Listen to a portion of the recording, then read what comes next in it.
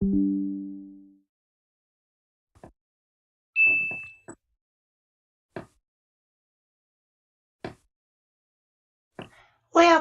to the Foul Play YouTube channel. I'm back. Oh boy, I'll tell you what. And Mr. Kratz, how have you been the last couple of weeks? Good to hear your voice. Oh, well, I'm fine. Thanks, sugar. Good to hear your voice. Not. Well, look, welcome everyone. Welcome everyone. It's great to be back, and thank you so much for joining us today on our regular podcast, Reading with Uncle Ken. And believe it or not, we're actually on part 48. And for those who've been keeping up to date, we've been reading parts of his chapter. And at the moment, if you're following, we're on chapter 15. We're nearly finished the book. And chapter 15 is entitled The Day the Circus Came to Town. And I'm Dr. Silkman from the Foul Play team. It's really great to be here. Now, guys, as you all know, Ken Kratz wrote this book several years ago, and he added a couple of chapters to a new edition, and he did so in response essentially to Making a Murderer 2. Predominantly in Making a Murderer 2, you've got Kathleen Zellner and her experts who basically have debunked the state's case. And Ken didn't like that very much. So he's written a couple of extra chapters, and we're going through that at the moment. Well, look, guys, it really is great to be back here. It's great to be back doing the series, Reading with Uncle Ken, and I hope that you join us today. It's great to see a lot of people here in chat already, and we've got quite a few people in chat. We've got Shane Henry, Smart Duck, Dark Side of the Moon. We have Colette. We've got Pete Moss. Who else we got? We've got Cherie, Lynn Pontillo. We've got Pete Moss, Jaznaz, Jennifer. Katie. So I don't recall. So look, thank you so much, guys. A big shout out to all of you. Thank you so much for joining us. As always, if you do enjoy what we do, please subscribe to our channel. I notice, and all of us are delighted that the number of members have gone up. So I think we're doing the right thing, guys, and thank you so much. We really do appreciate that. If you like our podcasts, please give us a thumbs up and turn on your notification bell, because when we upload something, be it a podcast or one of the calls, you'll get notification. I know that a couple of weeks ago, I got notifications like every 2 seconds. And, that's a real big credit to Jack61 and Zoe and others who've put an enormous amount of work getting those calls uploaded. And that's incredible. Jack61, did you have a comment? Doc, you're not saying the bell went crazy for a minute, did you? I think it did. I thought it was dinner time at my house. Ding, ding, ding, ding, ding. It was really remarkable. But, yes, there were a lot of notifications, but I think that's a credit to the Foul Play team, especially Jack61 and Zoe, who work really hard putting all the calls together, getting them in chronological order, and writing little shorts. And yours. Don't forget yours. And yours. Yeah. Mm-hmm. And yours, of course. Thank you so much for the reminder, guys. It's remarkable the effort that certain people put in to, put this information out there for you guys to do your own research, which is fantastic. Turn on your notification bell if you can, and that way you won't miss out on anything. And so the other thing that I'd like to let everyone know is Susan has got together a merch store with Zoe, who's been doing all the design works for the T-shirts, mugs, stickers, So please visit our merch store. There's some really good stuff there, and money that's raised goes to a cause. Susan, you want to explain that particular cause that the money goes to? Sure. It is called Uncuffed the Innocent, and they are a 501c3 corporation, nonprofit, and they help wrongfully convicted people, including Daniel Holtzclaw. He's one of their clients. They also buy body cameras for police departments that evidently can't afford them, so they help with getting those. So they're a really great organization. They're small, and um, I think it's wonderful to send a little money their way. That's So fantastic. so 100% of the profits from the merch go to them. Yep. And that's fantastic, Susan. Thank you so much. I've bought myself a coffee mug and a T-shirt. Not that I'm addicted or anything like that, but thank you so much, Susan. And of course, to Zoe. Yeah, Susan. Oh, I was just gonna say we have a T-shirt for that. We've got a T-shirt. I'm not addicted. Yeah. Fantastic. So look, thank you so much. Obsessed. Correct. That's right. Sorry, Zoe. Yeah. Yep. Thank you so much. Alice, did you have a quick comment? Yeah, I was just going to say if we can remind people as well that there is now documents on the Foul Play website for Daniel's case. So anybody that wants to go and have a read up on the case about Daniel Holtzclaw, please go to the website and you will find documents and things like that there as well. Fantastic. Oh my God, yes. There are so many. So many. Yep. Thanks to Katie did it. Incredible. Yes, and that's an excellent segue.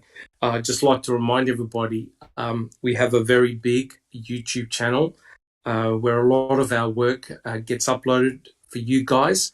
We do this to educate the public and people at large about specific wrongful conviction cases and other cases as well. So we have a very big YouTube presence, and you'll see that the team has uploaded many key radio and dispatch calls. And these are very, very important. It gives you an idea and clues about what law enforcement were thinking at the time when it came to the disappearance of Teresa Hallbach. You also hear a lot of chatter with people ringing in, talking to law enforcement officers, dispatch. Those calls there are really, really important. Jack 61, do you want a couple of quick comments regarding those radio and dispatch calls? Yeah, I mean, between everything that Rookie was able to get was, I think, around 580 or 90, I think, is the number that we uploaded here in the last, couple of weeks. And then out of that group there, yours actually started this playlist of key calls.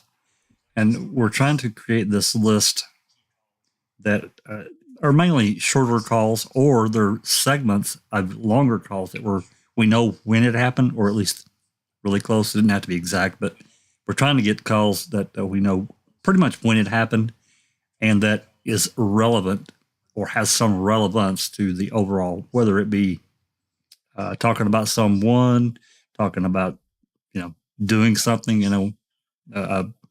uploaded. Yes. I uploaded a call earlier that was about, they called over from Calumet to Manitowoc and said, hey, we're going to do a flyover. Can you grab us those GPS coordinates? Which we had never heard before. There are other calls too that are, they're not a smoking gun, but they're part of a larger picture. And I think they're really good. So. Yeah, they certainly are. Look, they're all, as Kelly would say, they're all pieces to the puzzle. They're all important pieces to the puzzle, and it gives you an idea of law enforcement and their thinking at the time. So that's been incredible.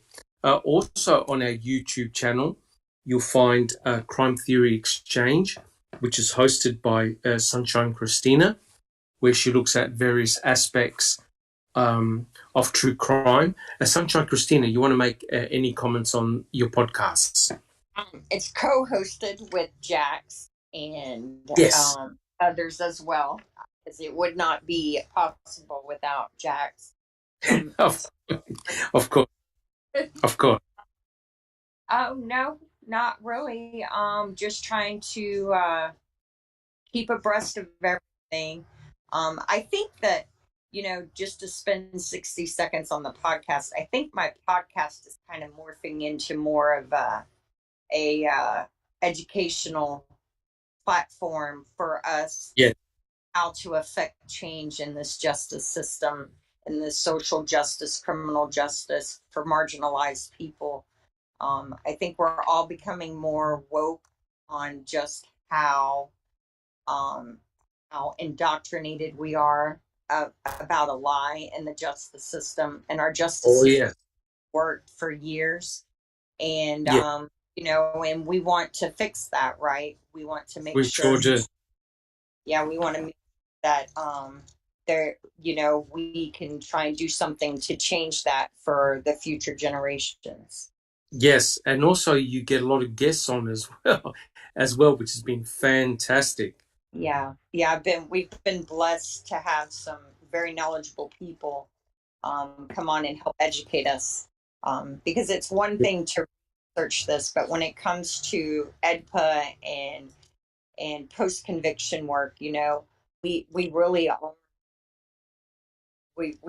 don't understand how it works. And Tracy's done amazing. I think we've all learned immensely from her videos, but there's still a lot more to be learned for sure. Correct. Yes, and thank you so much, Sunshine Christina. I can't appear on them live, unfortunately, because they're very early on in the morning, but I do listen to them, and they're very, very educational. We also have Open Mic, who's hosted by Jack61. And Jack61, you want to have a couple of quick words about your Open Mic and how things are going there? Oh yeah, we're doing really well. We've obviously been we've been covering these calls. At least the last one, we covered a lot of the calls, specifically to a topic that Tim Tedious wrote. He was going to try to join us, but he had other commitments. But he was able to jump in towards the end. It was actually pretty long. I knew it would be a pretty long open mic. It was roughly 20 calls. Really? A little over, yeah, it was roughly a little over 20 calls. So yes. Oh, really? It wasn't a marathon one, but it was pretty long. But we're going to do it. We're going to do it again tomorrow. And I can't tell you that it's going to be a short one, because it probably won't be. I just think it's important. I think it's important that we get through them. Some of the ones that are interesting. I'm not sure that we can get through everything that's specific and interesting tomorrow. We'll try, but Timp is actually going to try and join us tomorrow. I did talk to him earlier, so we're going to do it again. Fantastic. Look, it's all part of the research community, and we value everyone's input.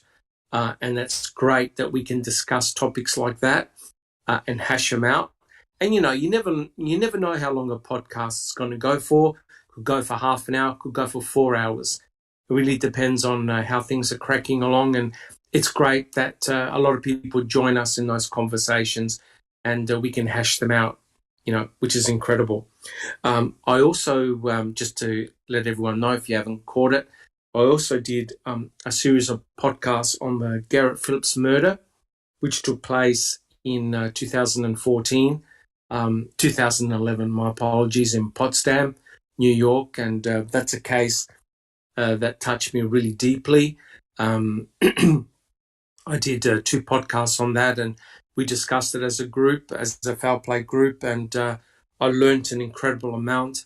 And we were truly blessed, weren't we, Jack61? We actually got to speak with Mani Tafari, yes, who is actually the attorney representing Nick Hillary. Nick Hillary was the gentleman that was accused of murdering the 12-year-old boy. And it truly is a shocking case. And we were very, very fortunate to have communications with Nick's attorney, Mani Tafari, and the amount of information that he sent our way. Jack 61, you want to give a couple of words to what happened? It truly was remarkable. Yeah, I mean, the bulk of it we can't share because there's a civil trial going on, but it's quite shocking because I just felt, and I'm sure you did too. I know Doc did too, and so many other people about what we could see in the documentary, things that were just like, what the fuck are you doing? Correct. It was crazy, and a lot of this information that we got, it's even worse actually. Hopefully, at some point, I'm sure that here in a few months, we'll be able to revisit and share a lot more. And yes, I think it'll be an eye opener for a lot of people. I know it was for me. But briefly, many contacted me through Twitter, and anyway, we started a conversation, and it just went from there, and it took off. And man, it's been great. Really appreciate him. Yep. Look, it's the equivalent, really, of having a personal one-to-one contact with, say, someone like Kathleen Zellner. Yeah. And Kathleen Zellner providing documents directly to you. And that truly was a surreal experience. Like I said, and as Jack 61 alluded to, we have a lot more information, which unfortunately we can't disclose because there is a civil suit. And hopefully in the future, we'll be able to bring you more podcasts from the Garrett Phillips murder investigation. I tell you what, it truly is shocking. And look, if you thought Ken Kratz was unique or Tom Fallon was unique, you have the same characters again appearing in the Garrett Phillips case. Jack 61, you want to make some comments on that? Well, I was just thinking you were talking there, Doc. People have to understand, Nick was found not guilty. There's an open murder. That murder is still open. It's unsolved. So correct. Well, I just don't think that. I'll keep my mouth shut about that. But it's an unsolved thing, and you never know what's going to come out of the wash in this civil suit. No, that's 100% correct. But, it truly is amazing that we have got direct contact with Mani, who's the attorney of Nick, and the information he has sent to us to have a look at and examine is truly mind-blowing. And I think that's a credit to the Foul Play team, that he trusted us to give us these documents, for us to have a look at, and that's truly remarkable. And guys, I'd like to give a shout out to Galataki and Andy B, who've joined us in chat. Great for you guys to be here. Thank you so much. We appreciate that. Doc, I just got to say, Yes. all the mods need to really keep a close eye on that Galataki fellow. He's trouble. I don't trust that guy. He's trouble, especially the way he drives his snow machine, right? Yeah. He's jet, whatever it's called. Correct. And of course, we also we're now uploading videos from the Daniel Holtzall case. So please, guys, if you've got some time, check out our YouTube channel. It's definitely growing, and we're certainly uploading a lot of material for you guys. Thank you so much. We also have an incredible Discord channel. I tell you what, I just can't believe the last couple of weeks. We've had a lot of new members come in. We've had Caf. We've had a whole lot of other new members come in. And some of the discussions that have been going on is just truly off the charts, and it's just been great. And we've got Cherie, who's listening to the phone calls at the moment. So lots of very fruitful discussion going on. And so, guys, please check out our Discord channel. Of course, we also have a website where we upload a lot of our documents. and material there. It really is superb. So if you've got some time, check out there. We have a lot of documentation, a lot of different cases. It's all free for you to download and commence your own research. Awesome. And guys, I'd just like to give a shout out to one of our staff members, Neverly, who's not feeling too well at the moment. And our thoughts and prayers are with you. And of course, we always are thinking about BB. And we hope that both get well soon and that we see them back on Foul Play.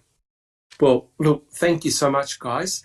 I'd like to, first of all, welcome our esteemed panel, starting off with Alice. Tell us how you're coming along. Hi everyone on panel, hi everyone on chat. Thanks for joining us tonight. Yeah, I'm doing good, Doc. I'm trying to get back into doing some of the videos for Luke, because there was a post put on the Facebook page the other day there. Somebody started a channel and they're doing Luke's case, and the things that they're saying are false.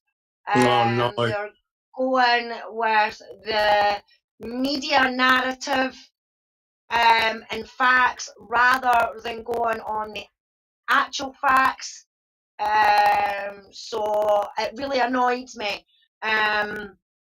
because that was the reason why I started my channel in the first place, was to help get the truth out there and the facts, the true facts out there about Luke, because it's not just documentation or the book that I get my information from. I actually get my information from people that were there at the time, people that actually know Luke, and things like that. So I'm going to start, maybe try doing my lives and things like that again on Luke's case, try and help get the word back out there. So fingers crossed, something will be coming soon. Fantastic. And you're correct,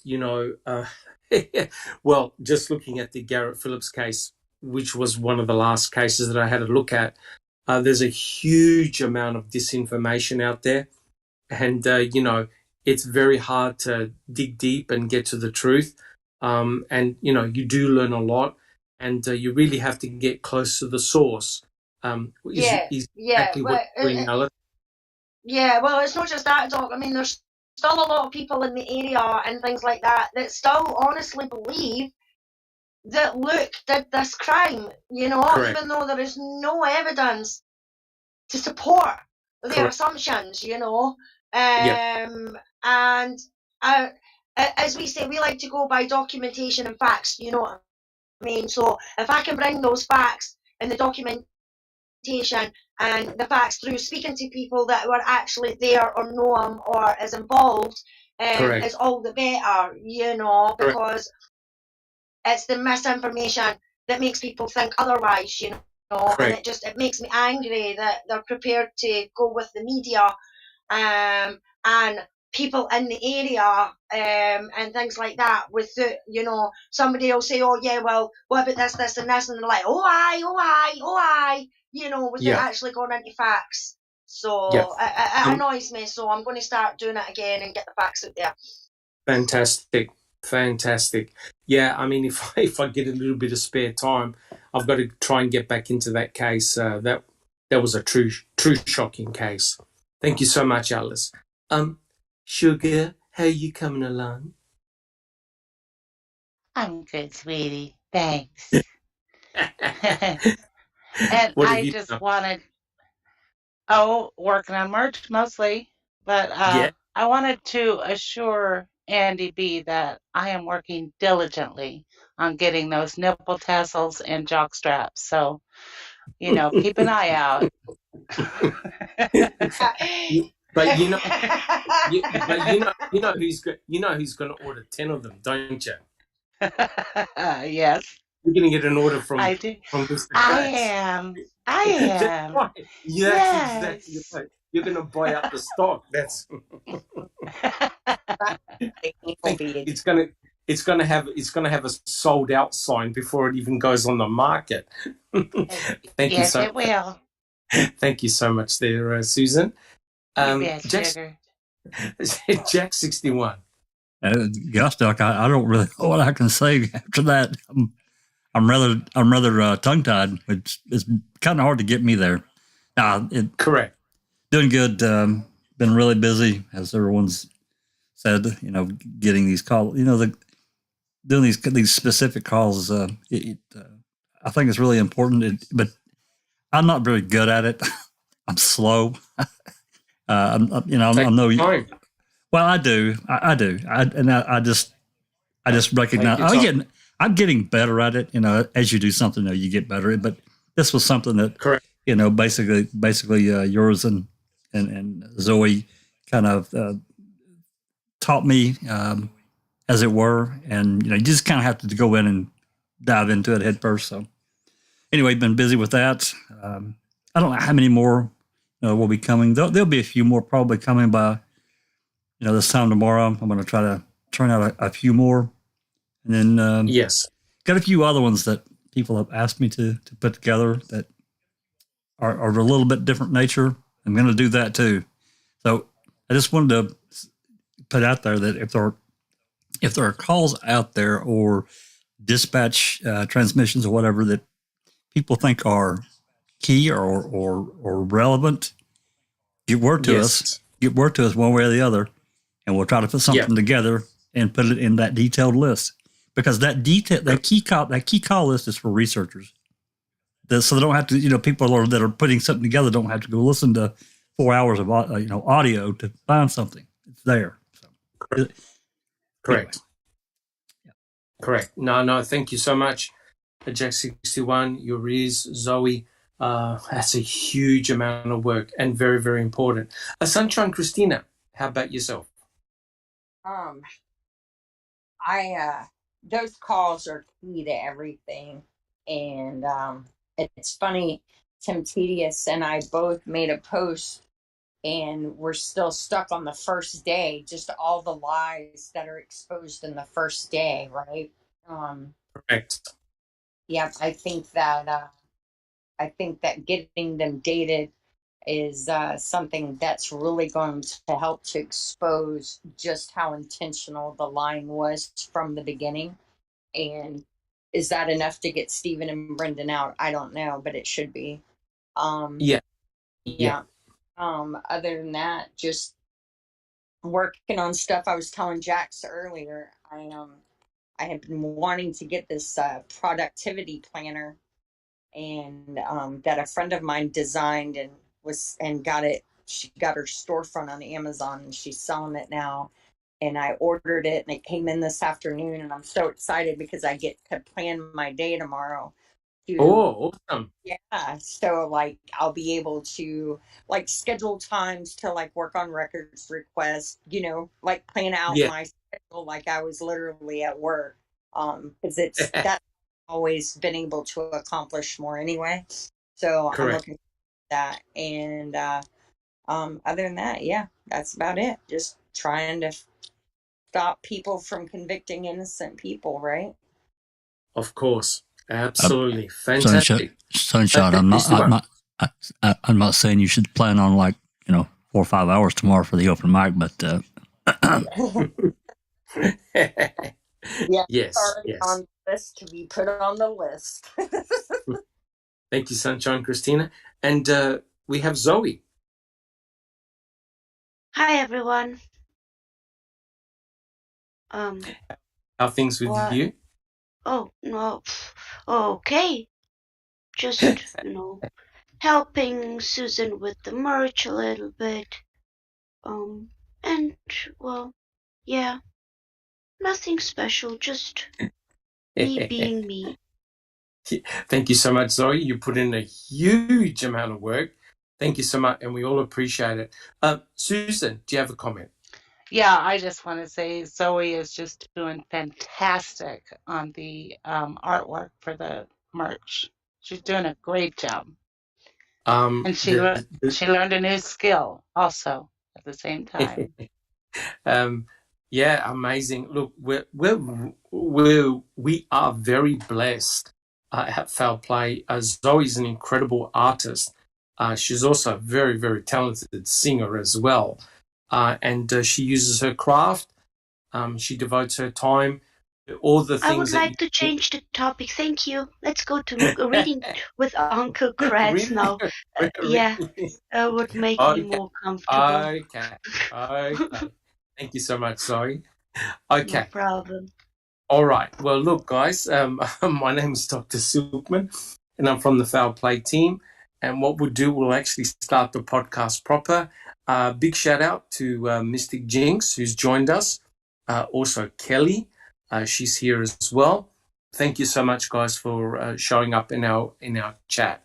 As per usual, various members of the panel will be checking our chat. If you have any questions, please place them down in chat, and we'll try and answer them as best that we can. All right, guys. Well, look, we'll start the podcast proper. Now, we're going to continue reading parts of chapter 15. So the section that we're on at the moment is entitled The Blood. If you're a serious student of the case, of the Stephen Avery case, Brendan Dassey case, if you really want to crack the case wide open, you have to explain the RAV4, right? There's no doubt about it. I consider the RAV4 as one of the most important pieces of crime scene evidence. It really was very, very bad. It looked very, very bad for Stephen because according to the state, according to Sharik Cohen, Stephen deposited 6 droplets of blood in the RAV4. There was also a blood crust. He deposited 6 drops of blood in that RAV4. They didn't find any of his fingerprints. And the other important thing is that in the Toyota RAV4, we have Teresa Horbach's blood predominantly in the back, in the cargo area. The investigators also found a cherry Pepsi can that had Teresa Horbach's saliva, and they also found her DNA as touch DNA on the inner door handle of the driver's side. So we have a very, very interesting situation with the Toyota RAV4. Toyota RAV4 was found on the salvage yard by Pam of God.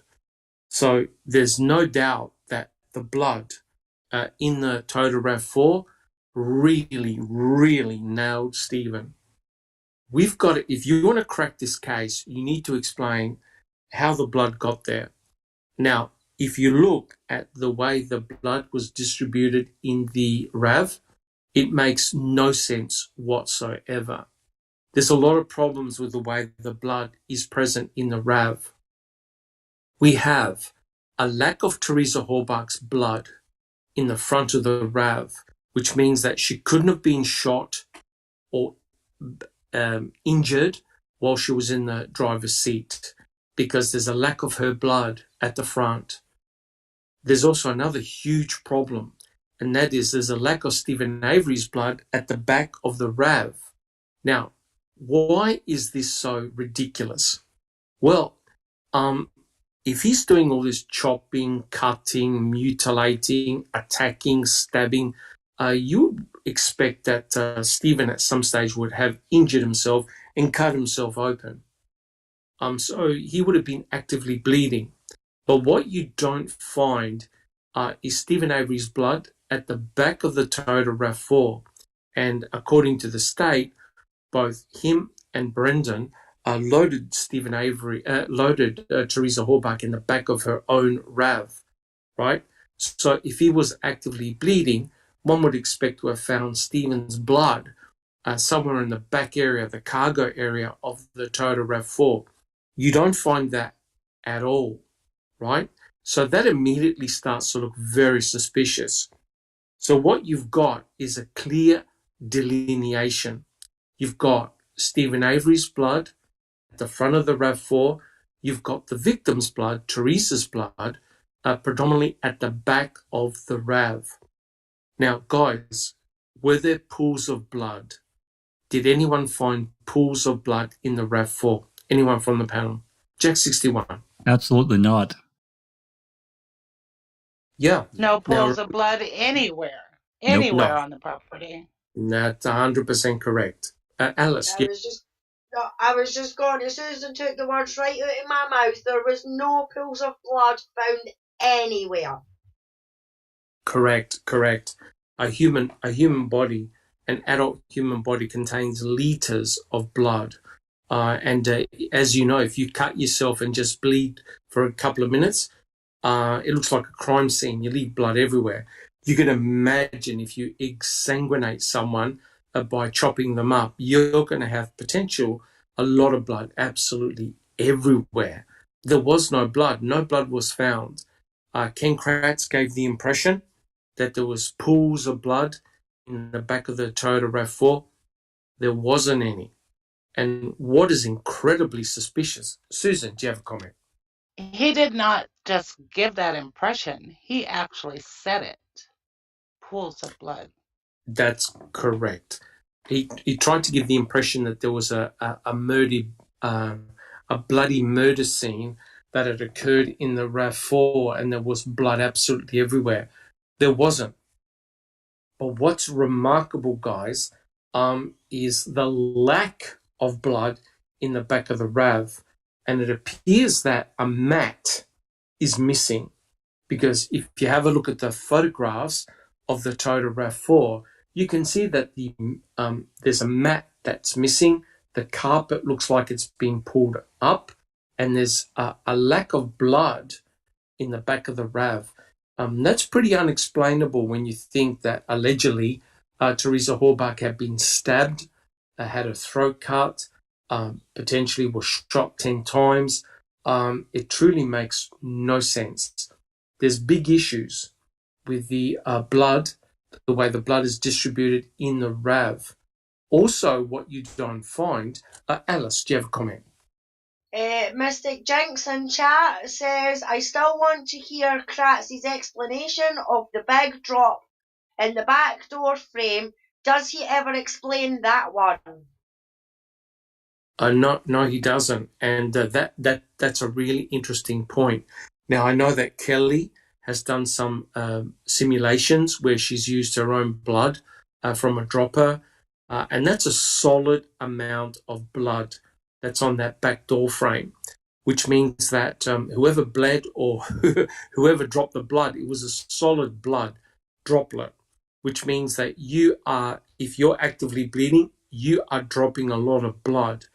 And what you don't find is the presence of any blood around the RAV, right? And Kathleen Zellner's experts have even commented.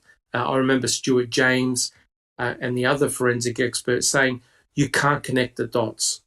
You can't connect the blood droplets. And that's, I think, the key clue, that you don't have a drip, drip, drip pattern. You've got these 6 distinct regions that occur in the Toyota RAV4, nothing outside the RAV4 in terms of like droplets of blood on the ground. So if Stephen is moving around the Toyota RAV4, there's no actual evidence of droplets of blood. It honestly makes no sense whatsoever. The other important point is that you don't find any mixtures of blood. So if the state's saying that Stephen and Brendan had placed Teresa Horbach in the back of her own vehicle, one would have expected Stephen and to have had contact with Teresa. And if Teresa's bleeding, if Stephen is bleeding, one would expect there to be some type of mixture. Now, I know that the guilters, and I know that Ken Kratz just laugh it off that there potentially could be no mixture. But remember, the whole case that the state has is that Stephen Avery was actively bleeding on the 31st, the day that Teresa Horbach disappears. So you've got the victim and the suspect both bleeding, but you don't find their blood in the same location, and you find no mixture of blood. So that's very, very important. Guys, does anyone have a comment from the panel? Okay, we're all good? Excellent. So what we'll do, we'll start reading from the first passage, and I quote, Zellner's experts next addressed the victim's blood found in the rear cargo area of the SUV. There is no attempt to explain away the blood found on the interior side panel, where Teresa's blood-soaked head rested. The defense agrees that Teresa was placed in the back of her own vehicle by the killer, with a wound to her head significant enough to cause the spaghetti-stained shape stain on the side wall. Now remember, guys, we've all seen those images where there's the presence of blood on the inner plastic panel in the back of the Toyota RAV4. So here's the question, and this, listen carefully, this is very important. Did the stain pattern indicate that Teresa was driven while laying in the back of her RAV? And part two is, why didn't Brendan Dassey ever mention this? All right, guys, who would like to have a go at answering this? So what's the significance of that blood-stain pattern in the back of the RAV? Sunshine Christina. Are you asking from the prosecution's narrative, or are you asking what's the significance, as in that's the only spot where we know Teresa was assaulted? Yeah, what's the significance of that blood pattern? And does it indicate that Teresa was driven in her RAV4? I don't know if it indicates that she was driven anywhere. I guess it could. It could lead to that. It definitely shows that if that blood is hers, if we can trust the testing enough to say that the blood is hers, and in this case, I'm kind of scared to even say that it is. But if it is her blood, it definitely shows that she was assaulted and placed in the back of the RAV. Now, correct. We don't know if the RAV with her in it went back to, we just don't know what happened after that, right? We don't have enough evidence to know for sure. Correct. Because she didn't end up back at Avery property in the condition she was put in the back of her vehicle.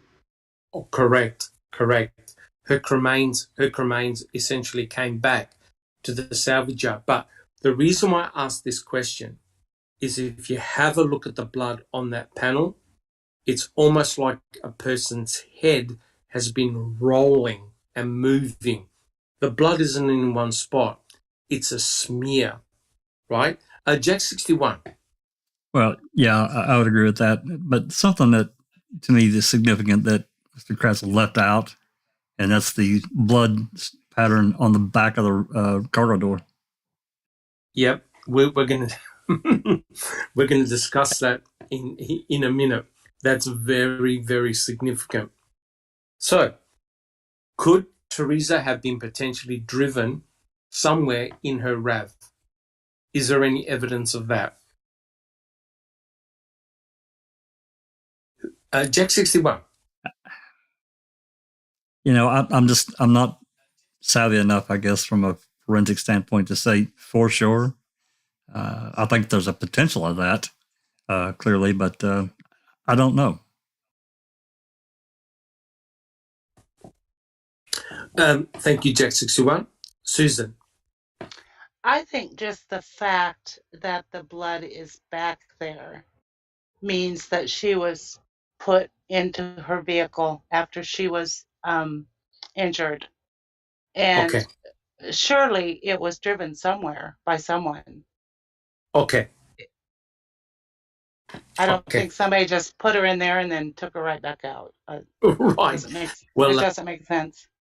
No, but according to Brendan Dassey, well, in some of the versions that he says, you don't know whether they put her in, shot her in the RAV, shot her outside the RAV, put her in the RAV, and then decided to take her out of the RAV, and then decided to cremate her, right? So you've got this weird set of circumstances where not even the person who was meant to be there, i.e. Brendan, knows precisely what happened to Teresa. Susan, do you have a comment? I agree. Yeah, I guess I'm done. Sorry. Yes, yes. But look, let's make an assumption, Sunshine Christina.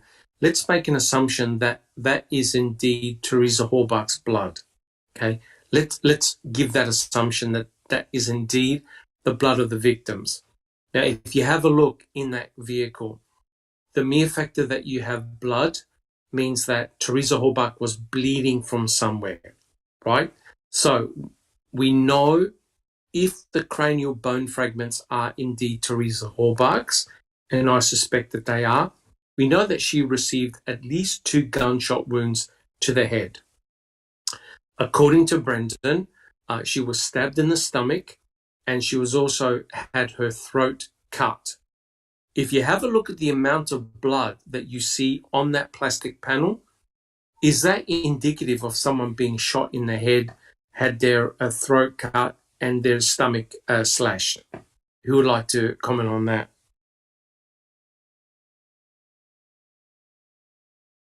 Susan? Absolutely not. There's just not enough blood there for something like that to have happened to her. Okay. One would have expected a lot more blood. Is that what you're saying?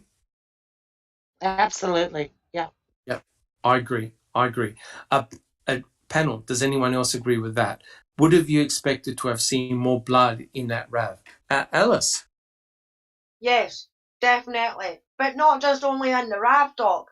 If she was supposed to have been stabbed and slit and cut and everything like that, that bedroom would have been covered in blood as well. It would have been all up the walls. It would have been all over clothes or whatever that was lying about the area at the time.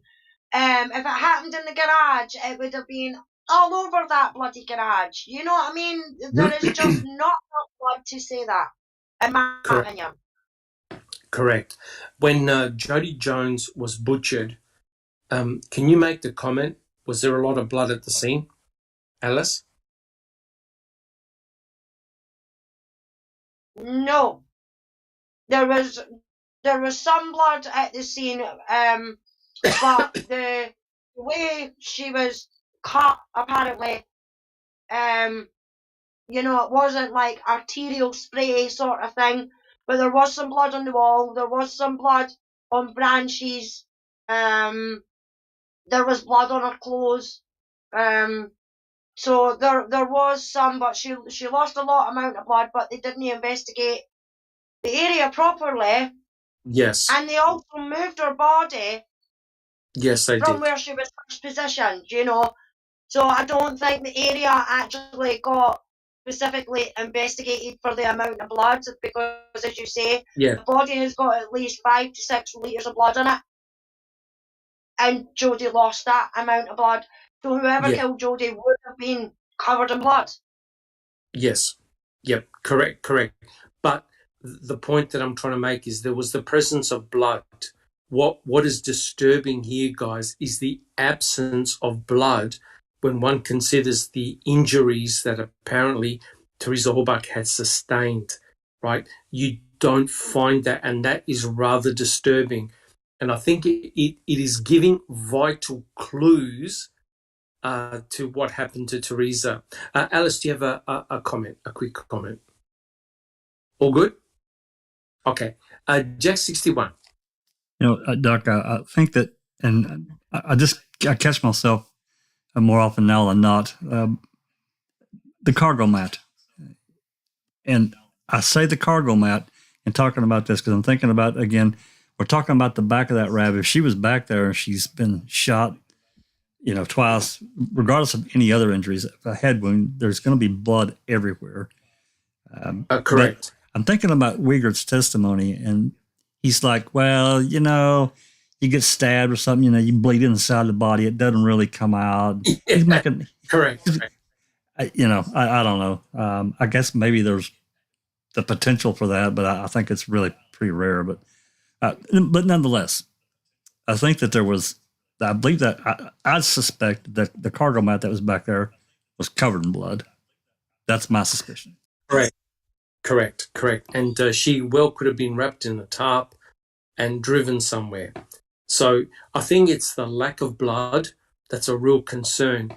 Now, remember, from the state's narrative, they could only go by with what Brendan Dassey told them had happened. But with what Brendan told them, it would have been an incredible bloody crime scene. And the mere factor that you don't see any of that blood, including blood that would have seeped in concrete, right? Because allegedly Teresa had been shot 10 times, including at least twice in the head. It doesn't indicate that at all. That's the problem, guys. Alice, do you have a comment? It's actually Graham in chat. He says, I think she was hit on her head, put in the RAV, taken to the gravel pit, taken out, shot, and burned. Yes. That's exactly what I'm going to allude to in a second. But that's fantastic. In other words, the actual state's series of events makes no sense whatsoever. Guys, I'm telling you right now, the RAV4, what you see in the RAV4 is critical to working out what happened to Teresa Hobart. Susan, did you have a comment? Oh, I was just going to say that the narrative that Brendan gave is actually the state's narrative that they coerced him to say, which is just a figment of Kratz's imagination, basically. Correct. And in chat, Kelly states, once your heart stops beating, it does in fact stop the blood from pooling out, hence could explain the lack of blood.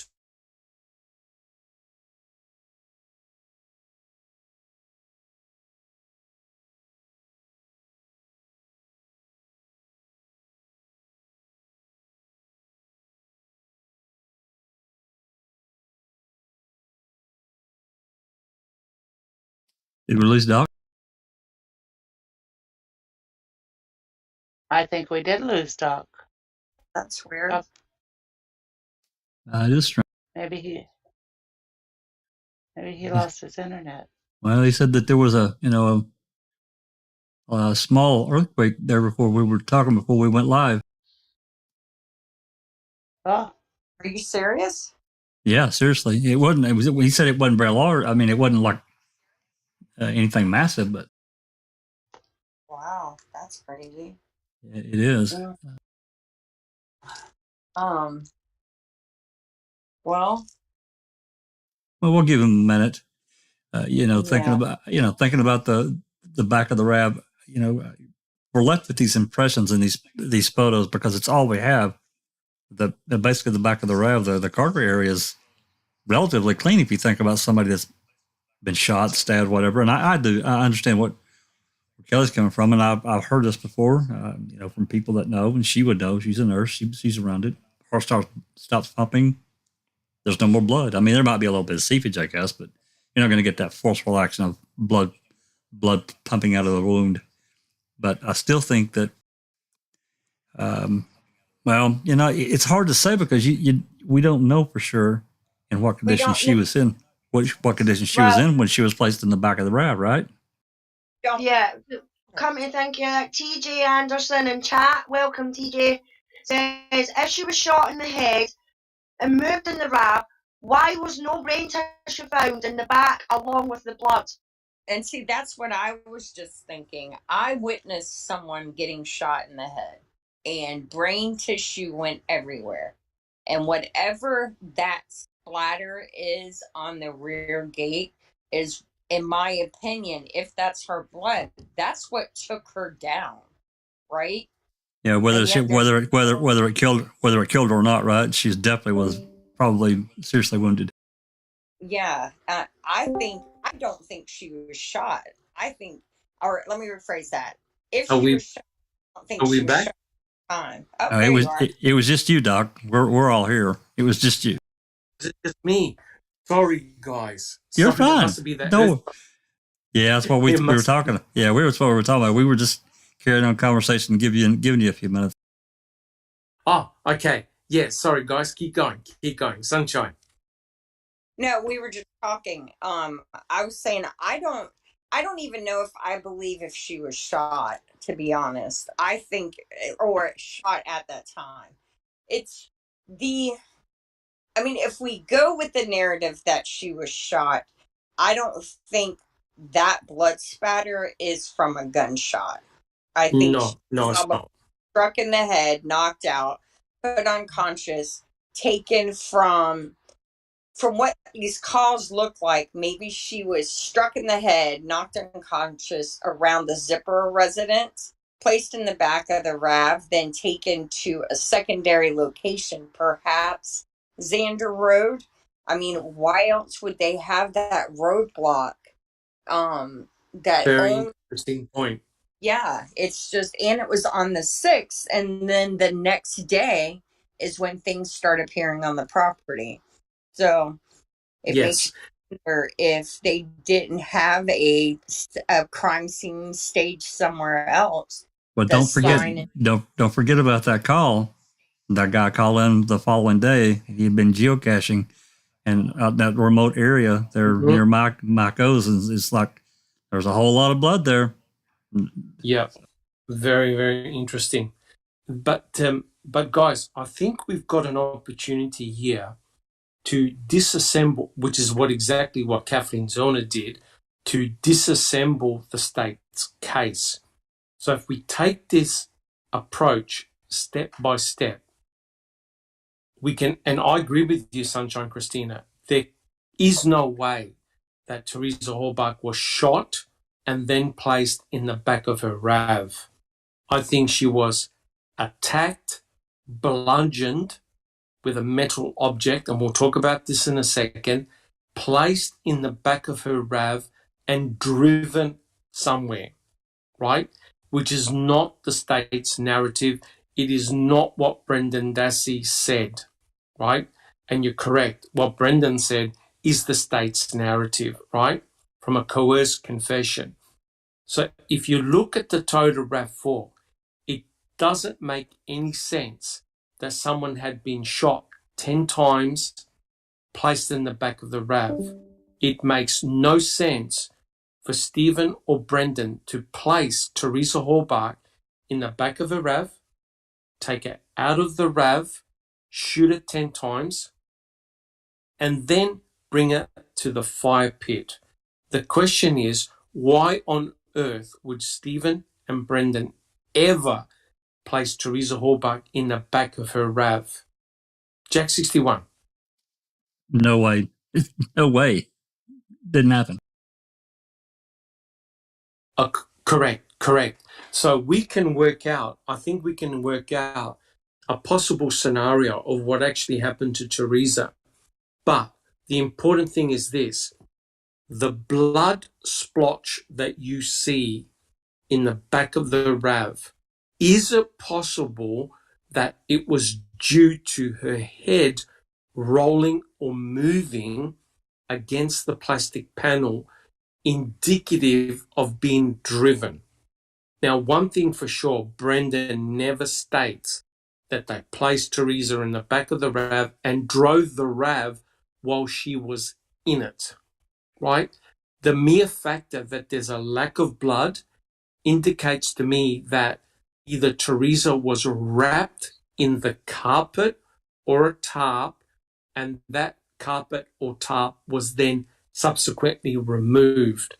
It's the lack of blood that's a real concern. Does anyone have a comment, guys? Jack 61. Yeah, I would have to agree with that assessment. If she was back there, and obviously I think she was, whatever was there underneath her was taken out when she was. Yeah, yeah, I agree. Sunshine Christina. I was gonna say that too. I think that, well, you know what else is weird is that, is it Groffy that did the worksheet and he drew the netting on the back gate door. He drew it netting on there, yet there's no netting on there, or he mentioned the netting. And remember, Jax, we've discussed this before. That model RAV would have like a pocket, a net pocket that Yeah, Correct. attached yeah, to the they that's an option, or I don't know if it's necessarily a standard feature, but it may have been. But yes, that's like a thing to hold bags of groceries or whatever. Yep. Mhm. Or yeah, or like an umbrella or whatever, just nothing major. But I always found it weird that Groffy's notes either mention the netting, or his little sketch looks like there was netting there, but yet there's no netting ever listed Yeah, in and no netting ever photographed as being attached. Um, correct. and I Correct. But the other disturbing thing, Sunshine Christina and panel, is that it appears that whoever was in the back of the RAV has interfered with the RAV, because some of the side panels appear to be missing. You know, the side panels in the back where you store tools and other bits and pieces, they appear to be absent. Sunshine Christina. Well, I was just going to say, and I was thinking, well, that car was 6 years old, but she bought that from the dealership, and dealerships Correct. are going to make sure to have it look as new as possible. And That's correct. I just find like all the odd things that were missing, like the missing screw in the dash, all of those things are just weird when, as normal wear and tear. I think it's more likely that they had something to do with the event that caused her disappearance. I think they're all related. There's Yeah. no doubt they're all related. And that's exactly why Kathleen Zellner wants to get her hands on the RAV.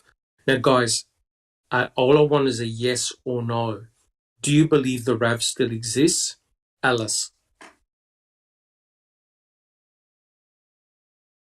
No, but I would like to think so.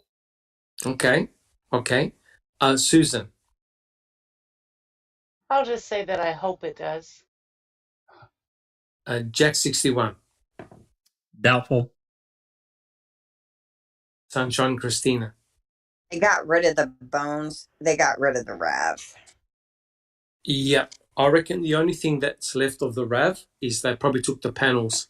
They kept the panels with the blood. I reckon the RAV is gone.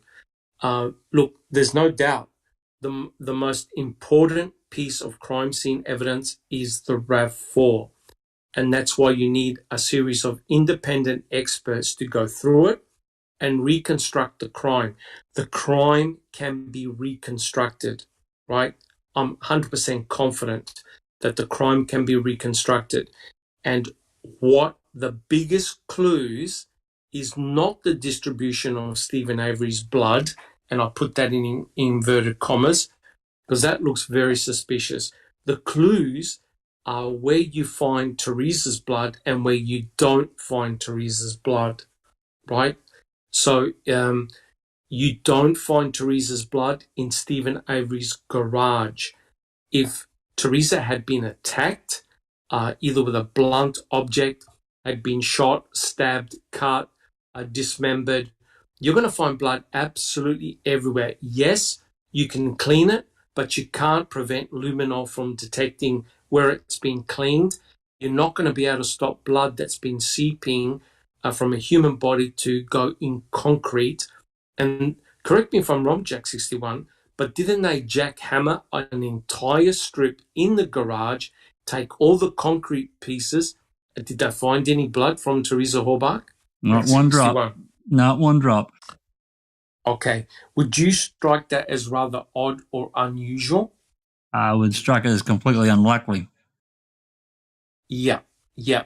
So you could imagine the crime scene detectives taking up all this evidence, spending a huge amount of time testing everything and finding zero. That would be very disturbing. Alice, do you have a comment? Just a few comments in chat. Sherry Lynn says no, she doesn't think the RAV's there. Kelly says yes, the RAV exists. Andy says it has to. Mystic Jinx says, but when they got rid of the bones, they told on themselves. And I don't see that with the RAV. I want to say yes, it's there. So it's mixed in the chat as well about whether the RAV is still there or not. Yeah, but guys, do you believe now that forensically the RAV is still useful? Alice? After this amount of time, and if they're saying that they've got it underground, I don't think so. Yeah, it's probably covered in mold and bacteria and all sorts of nasties that potentially could destroy a lot of DNA evidence. So, the important thing, guys, was that Strang and Buting had to have commissioned or got hold of that RAV back in 2007 and have it independently tested and re-swabbed. I unfortunately think that opportunity now is gone. Yeah, unfortunately, I think it's gone. But certainly, the state isn't going to hand over that RAV to Kathleen Zorner and her experts. All right, guys, do we have any additional comments? Alice, do you have a comment? Andy B is asking, is Curse Road the final kill site and where they took bits to burn in the quarries? That's a very, very good question. Yeah. I know that there was a dog hit in that particular area. Yes, the dog did not cross the police line, cross police line, so we don't know what the dog potentially was interested in. We know, and we've discussed this many, many times as a panel and on different podcasts, there was a hell of a lot of activity at Cuss Road. I don't know what was found at Cuss Road. We're only speculating, but it certainly was a site of interest. If you're going to dismember somebody, you're most definitely going to leave a lot of forensic clues, including blood, potential tissue, organs, all sorts of forensic evidence. You're going to leave that behind for sure. The other problem, of course, is that if you leave behind maybe organs and other tissues, there are animals that go and eat them and move them. So that's another big problem. Susan, do you have a comment? Well, it sure is interesting when they called the coroner out to the gravel pit and he signed the death certificate that day. I think it was the 9th. I think it was the 10th, the 9th 10th. Or the 10th. Yes, yeah. A lot of activity occurred on the 10th, and lo and behold, remember they found all these potential bones, vertebrae, feet that turned out to be burnt insulation, but they also found a pool of blood, CX, in the quarry, right, which no one knows who CX belongs to. So someone was bleeding in the quarry area close to where the cremains were found. So there was certainly a lot of activity in the quarries. And yeah, you're right. We've got CX. It's from a male. We don't know who it belongs to. It's not an Avery. It's not a Dassey. It's a full male genomic profile, but we don't know who it belongs to, which is really, really bizarre. Any additional comments, guys? All right. So Ken Kratz was talking about the blood in the back of the RAV. It's sort of like a spaghetti-like indent, which tends to suggest that Teresa Horbach's hair had rested on that panel. And if you notice, Kathleen Zorner did a reconstruction in which several of her crew lifted up a dummy and threw it in the back of the RAV. On one of those reconstructions, they got almost the position 100% correct. where the head was leaning against the plastic panel and the feet were down below near the back door. So if someone was profusely bleeding, they certainly would have left a lot of blood in the back of the RAV. So that hair pattern may or may not indicate that Teresa Halbach was driven somewhere in the back of a RAV. Guys, do we have any additional comments? All right. Alice, do you have a comment? Chair Yoga for the Ageless has just joined the chat. Welcome. Welcome. She says, no blood any place. You would expect the blood, like on the steering wheel, the shifter knob, outside the car, on wood, on the ground. Basically, anywhere that anybody was touching, you would expect to see blood, and there wasn't. I completely agree. Correct. It doesn't look like, I hate to use the term, it doesn't look like a natural crime scene, right? It looks very much staged. And most certainly my way of thinking is that Teresa was not attacked, or highly unlikely to have been attacked, at the salvage yard. It really honestly makes no sense whatsoever. All right, guys, let's do question number 2, which is a perfect segue to what we've been talking about. I quote, "Instead of attempting to concoct an innocent explanation for the presence of Teresa's blood, Zellner's crew focuses on trying to replicate the cast-off stain on the rear tailgate, thereby boldly asserting, as if an uncontested fact, that," I quote, "a hammer must have been used," unquote, "to bludgeon Teresa while she lay next to the SUV, in a painfully insensitive sequence, made so particularly because there seemed to be no real reason to support its necessity. Zellner's minions toss a 150-pound mannequin representing the lifeless body of Teresa Halbach around the cargo area, striking its blood-soaked fake hair with a hammer, and worse, trying to create a blood spatter identical to the one left by the very real Teresa Halbach herself. All right, here's the question. How does the state explain the blood on the rear door panel? And part 2, did Nick Storkey miss vital forensic clues on how Teresa was attacked? Guys, who's got an answer? We're talking about the blood on the back door of the RAV, which in my opinion tells the story of what happened to Teresa Halbach. Jack 61. As I recall, Doc, Ken Kratz explained the blood on the back of the door is that when Teresa was picked up, her hair was matted with blood and it slung off and got on the back of the cargo door. Correct. And part 2, I think there was a definite potential that Starkey did miss bottle clues. You know, he did note a lot of things in his bench notes that really weren't discussed. And I've bitched about that. Well, I've bitched about it for a long time since we got his notes and we really dug into them. But yeah, I do think he did miss some things. Right, because what he was saying, he concluded that Teresa Halbach was flung in the back of her RAV. And as a result of flinging her in the back of her RAV, her blood-soaked hair cast off blood and hit the back door.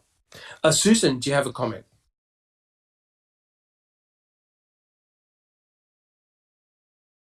Susan, do you have a comment? Oh, I'm sorry, I'm talking on mute. I think that's a ridiculous scenario, and I think Kathleen proved that is not what happened. And her blood expert made a heck of a lot more sense. with Correct. That was the Julie James. direction of the direction of the blood splatter and all of that. So I think her scenario with Teresa being hit with a hammer or something to that nature makes a lot more sense. Yep, a very good point. Very good point. Alice, do you have a comment? Thank you, Susan.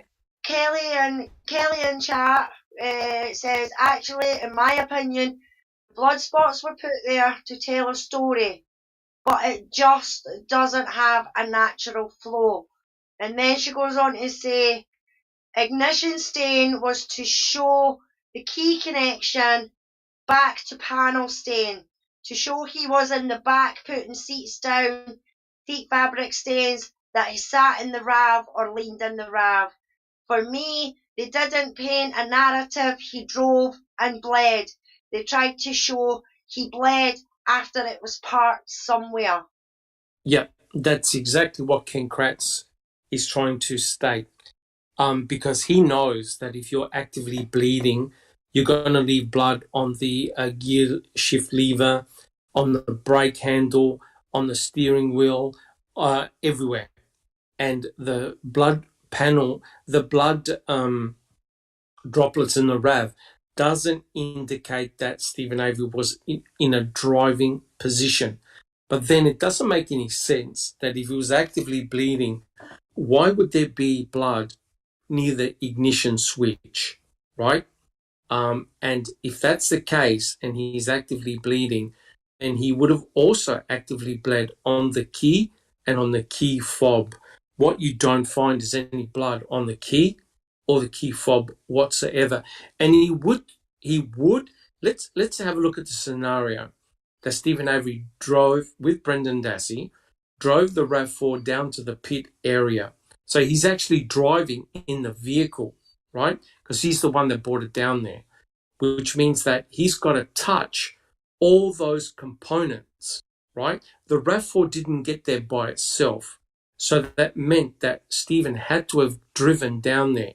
Now, if you have a look at the blood distribution pattern, it doesn't make any sense that Stephen was actively bleeding while driving, right? So why then would he be bleeding?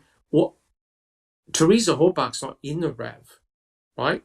So he's not taking a body out of the RAV, right? So he would have parked the RAV, shut the door, and then started putting all those items around the RAV. He had no need to get back in the RAV. So here's the dilemma for the state. If Stephen Avery bled while still at the garage, then by driving the RAV, he would have left all his blood on all the areas that you use to drive the vehicle. You don't find that. If he bled after he had driven the RAV to the pit, then what's his blood doing in the RAV at those spots? Because he would have parked the car, gotten out of the RAV, shut the RAV, and he would have bled outside the RAV. You don't find that. So you've got a scenario that makes no sense at all. Alice? Yeah, I mean, this is where I think Dean and Jerry kind of fucked up a bit, because if they'd have got a DNA specialist in, like Kathleen did, they could have refuted everything that they were trying to say about all the blood spots and spatters and flakes that were in that RAV. You know what I mean? And even on the back door, an expert would have been able to say, well, actually, though that splatter on that back door isn't, it's due to be being bludgeoned on the back of the head, the side of the head, or something. You know what I mean? It's not because they were shot or whatever. They could have put something specific, maybe, on the way the spatter was on the back of the door. You know what I mean? But none of that was done. So I think that's where one of the parts where Dean and Jerry kind of fucked up on their side. was when it came to that. I think they should have got a blood spatter expert in Oh, to there's no refute. doubt. Yeah. There's no doubt. Because essentially what you're doing is you're taking apart the state's scenario, right? The state's case is this, guys, that Stephen and Brendan threw Teresa Horbach in the back of her own RAV, right?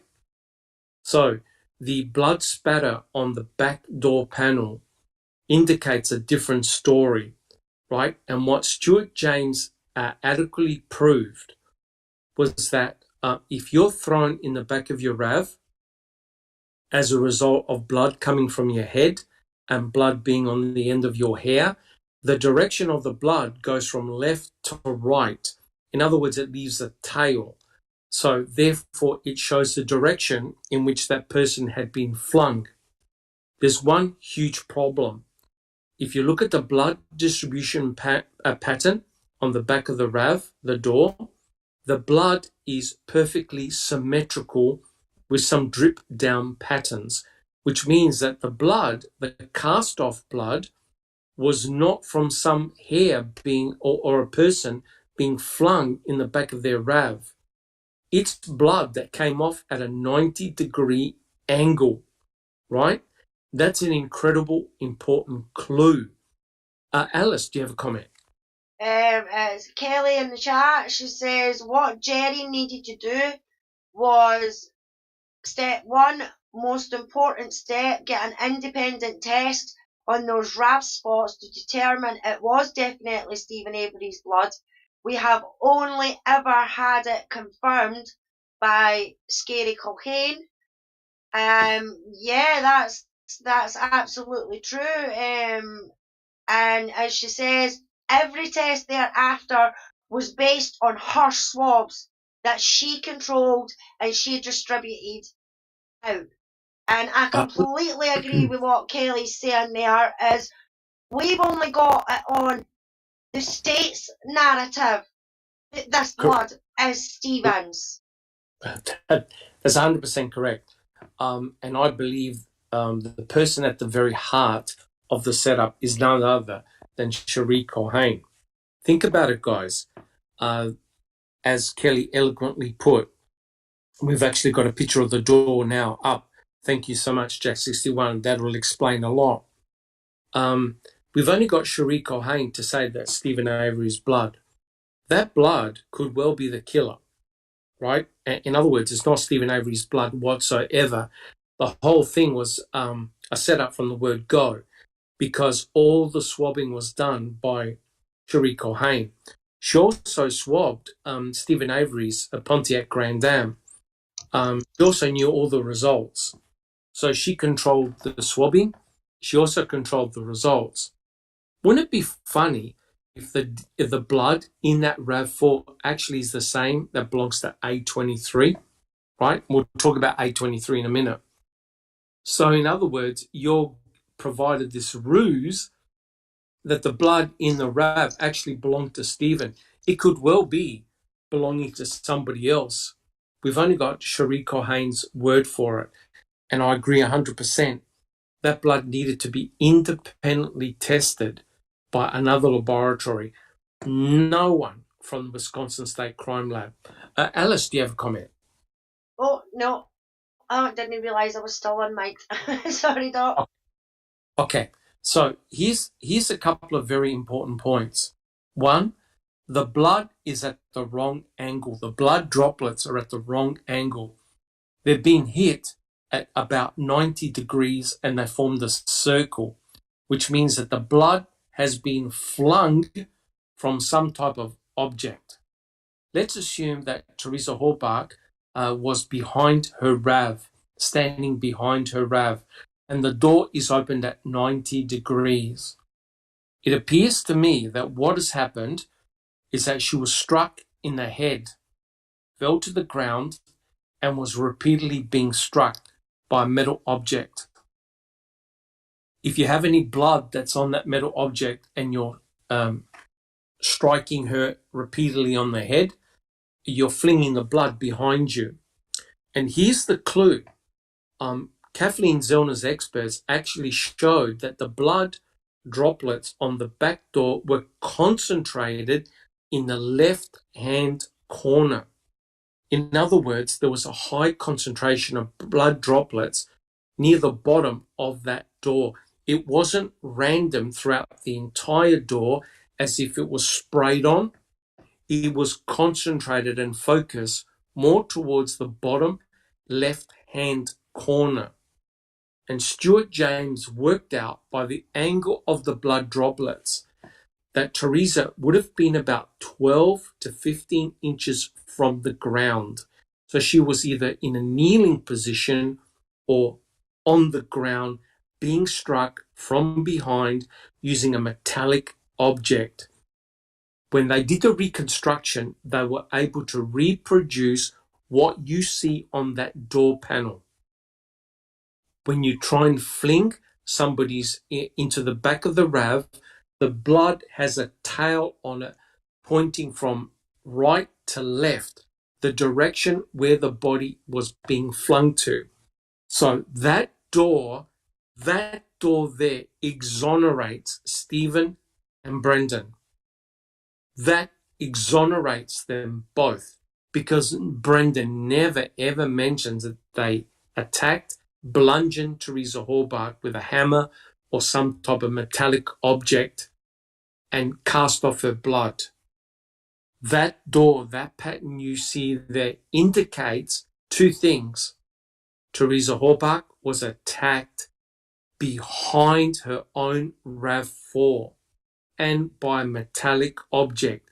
She was on the ground while being repeatedly struck. The droplets you see on the back panel there are a perfect dead set match. They were able to reproduce it. Stuart James was able to reproduce the crime scene, what had happened. And of course, the other important thing is at the back of her RAV is the broken blinker light. Alice. It's actually Graham Moss in chat has got a question for you, Doc. He says, Dr. Silkman, the blood stain on the back door, they said they could not get a profile. Do you think they know the person and keeping it quiet? Are you talking about A23? Yeah, I think he's talking about A23, which we'll talk about in a second. Yeah, look, the only Sharika Hain only got a partial profile, but that partial profile, you weren't able to eat from what she got, even though it was a partial profile, it excluded Stephen Avery. So it wasn't him actively bleeding on the back door. But let me tell you right now, they tested the blood on the back door panel that Jack 61 showed, and it belongs to Teresa Hallbark. That's blood from the victim. So now we know that her blood was only in the back region of the RAV4. And it makes sense. If she's attacked in the head with a metallic object and blood spray hit the back door, she was picked up from the ground, and it's likely two people involved because when Stuart James tried to reproduce it, it was very difficult to pick up someone who's 135 pounds and fling him in the back of the RAV. It was a lot of work to do, very hard. And it took two people to place the mannequin in the back of the RAV. So I believe what you see in the back of the RAV completely exonerates Stephen and Brendan. It's not what the state attests to happened to Teresa Hallbark. In my opinion, and the forensic evidence points to it, she was attacked in the back of her own RAV4, struck with a metallic object. And it's very interesting. There is a tool that is missing in the back of Teresa Hallbark's RAV4 that the law enforcement officers were looking for in Stephen Avery's in the salvage yard and couldn't find. Alice. Jazz Naz is asking, does the system keep the results of the DNA testing? Oh, yes, they do, right? I would say the way to solve this is to subpoena all of her notes, everything, and have a look at all the electrospherograms that she did. This is the DNA testing. All of those should be on a computer. If they're not, she's erased them, right? So they should all be on her own computer, on the computer in the laboratory.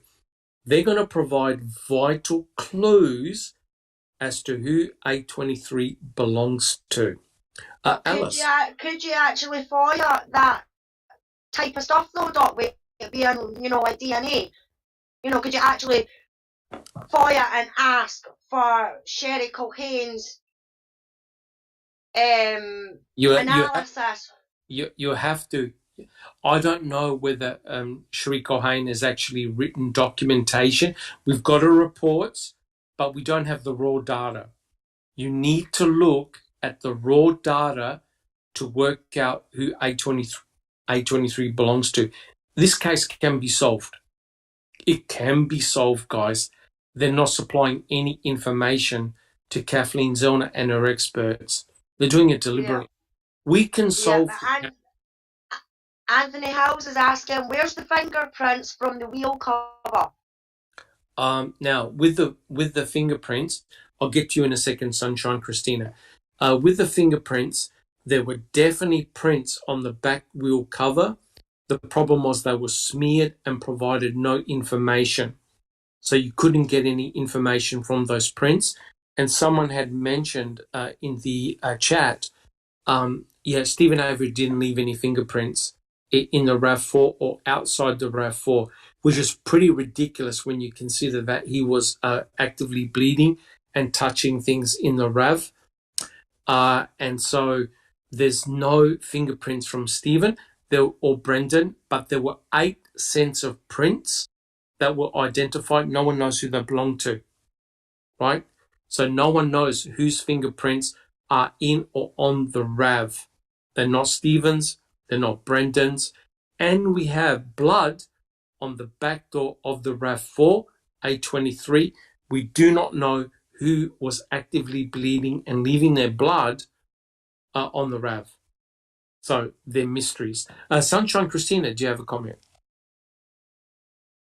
I was just going to say, I know I'm not the only one who has tried repeatedly to get the raw data from Culhane in this case.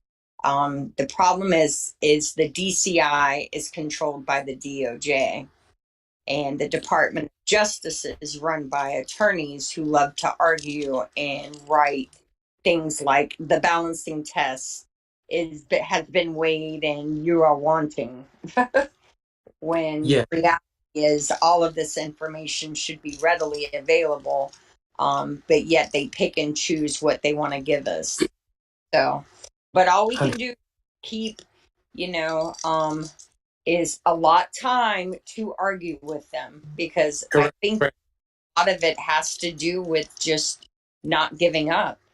Just keep back, find legislation, find rulings, find court cases, and cite them, and just learn as much about the law and about the records request law and what it is actually FOIAble, and hit them with the statutes that say this information should be released.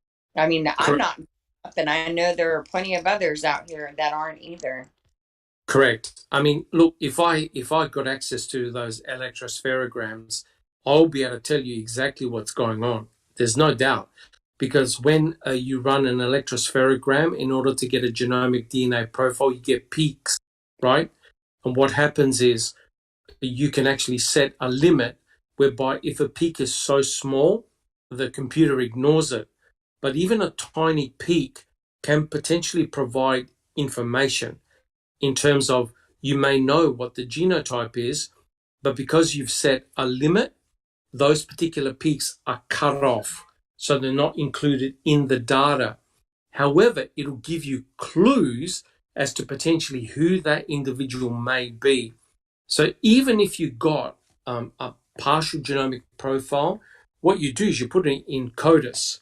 It'll be interesting to see who, if any, you pull out, right? And then again, I'm telling you right now, the case can be solved. It is solvable. The state don't want to solve the case because they believe Stephen and Brendan killed Teresa Horbach. The blood we see in the RAV exonerates both Stephen and Brendan. The state know this because their narrative has been completely debunked. Sunshine Christina. I was just going to say, they know Stephen and Brendan didn't kill Teresa. They just don't want this case overturned. There's an email from from Gone, that was written in 2019. I think we discussed it not too long ago, where he's wanting a tour of the 80-acre Manitowoc County property. Now, if you really believe that Stephen Avery kidnapped Teresa and she never left the property that day, what in the hell is he wanting to go driving around Manitowoc County owned property for? Correct.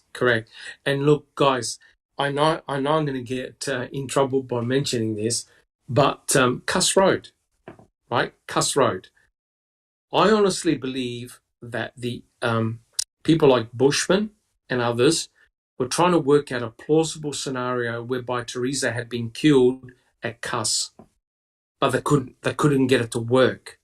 So I believe that everything that was found forensic-wise was brought back to the Avery property. The most important piece of evidence we've got is the RAV4, right? Is the RAV4. If you can explain the blood in the RAV4, you've cracked the case. It's as simple as that. If you can explain what or how Teresa Horbach's blood got in the RAV4, you can crack the case. And I believe what happened was very, very simple. Teresa Horbach was likely run off the road, or somebody crashed into her, or she ran into something. She stopped her vehicle and got out of the vehicle. And we know she's got damage to her vehicle because the blinker light's broken. So it's likely she picked it up or somebody else picked it up and then went to the back of her RAV, opened up the back door and placed the blinker light in the back of her RAV. Or she may have. All she had to do was turn her back and whoever was with her hit her on the head. She fell to the ground. She got repeatedly bludgeoned with a metallic object. Blood cast off from her head, hit the back door. They picked her up, likely put her in a carpet or a tarp, and put her in the back of her own RAV and drove it. They drove her and her RAV4 to an unknown location. And then, unfortunately, she likely was either sexually assaulted or killed. She definitely was killed, dismembered, cremated, and all the remains ended up on Stephen's property, including the RAV4. So I believe you've got two events that have taken place, the actual murder and the setting up by law enforcement. So it's two distinct crimes. The mere factor that you can explain the blood on the back door, which is not what the state attested to, means that Nick Storkey fucked it up. And not only that, he missed vital clues to how Teresa Horbach was attacked. Now, we know that she had to open up her back door and she was standing behind it because her own blinker light is in the back of her RAV. Her blinker light, tell me guys, is the state willing to give the blinker light to Kathleen Zellner? Yes or no? Nope. Alice? Nope. Now, have you ever heard of anything so stupid as the state not wanting to give the blinker light to Kathleen Zellner and her experts? Have you ever seen anything as stupid as that? No, but then in saying that, Doc, this whole fucking case is stupid from the state's narrative. That's 100% correct. Yeah, and I think, I mean, you've got to remember, right, everybody that talks about Teresa says that she loved that car, right? Now, if we're Correct. to believe Ryan Hilligas, Teresa was driving about with that light already broken. Now, that I don't believe for a minute, because for crying out loud, she put in a report for something wrong with her window wiper. You know what I mean? So if her light had been smashed in an accident, she hit a deer or something like that, that would have been on her insurance claim, in my opinion. Correct. So, correct. and in my opinion, the reason why they're not giving over that blinker light is because that blinker light, in my opinion, was damaged when they tried to get that RAV on the Avery salvage yard. That's a possibility. That is a possibility. Or someone ran into Teresa Horbach and ran her off the road. Yeah, definitely, Right. Doc, definitely. And you got to understand, someone like Dr. Chris Palanek, who does trace evidence analysis, will be able to tell you what the RAV4 hit and the color of what it collided with. And if you have a look at the pictures of the blinker light, it's been cleaned. The dark brown stain that was on the light has been removed. Now, you've got to ask the question, why on earth would someone want to do that? And the obvious answer is, Alice? Yeah, but it was damaged while they were trying to put it on the Avery salvage yard. Because if I'm sure it's in the documentary, they had a red, sort of reddy orangey motor going across one of the roads, and the Averys say that the car had been moved, and they never moved it. You know what I mean? So that's why I've got the opinion, and then as I say, this is my opinion, is that motor got damaged on the way into the Avery salvage yard, and that they pushed that red car out the way with a RAV so that they could get it on the property. And then they've tried to clean it.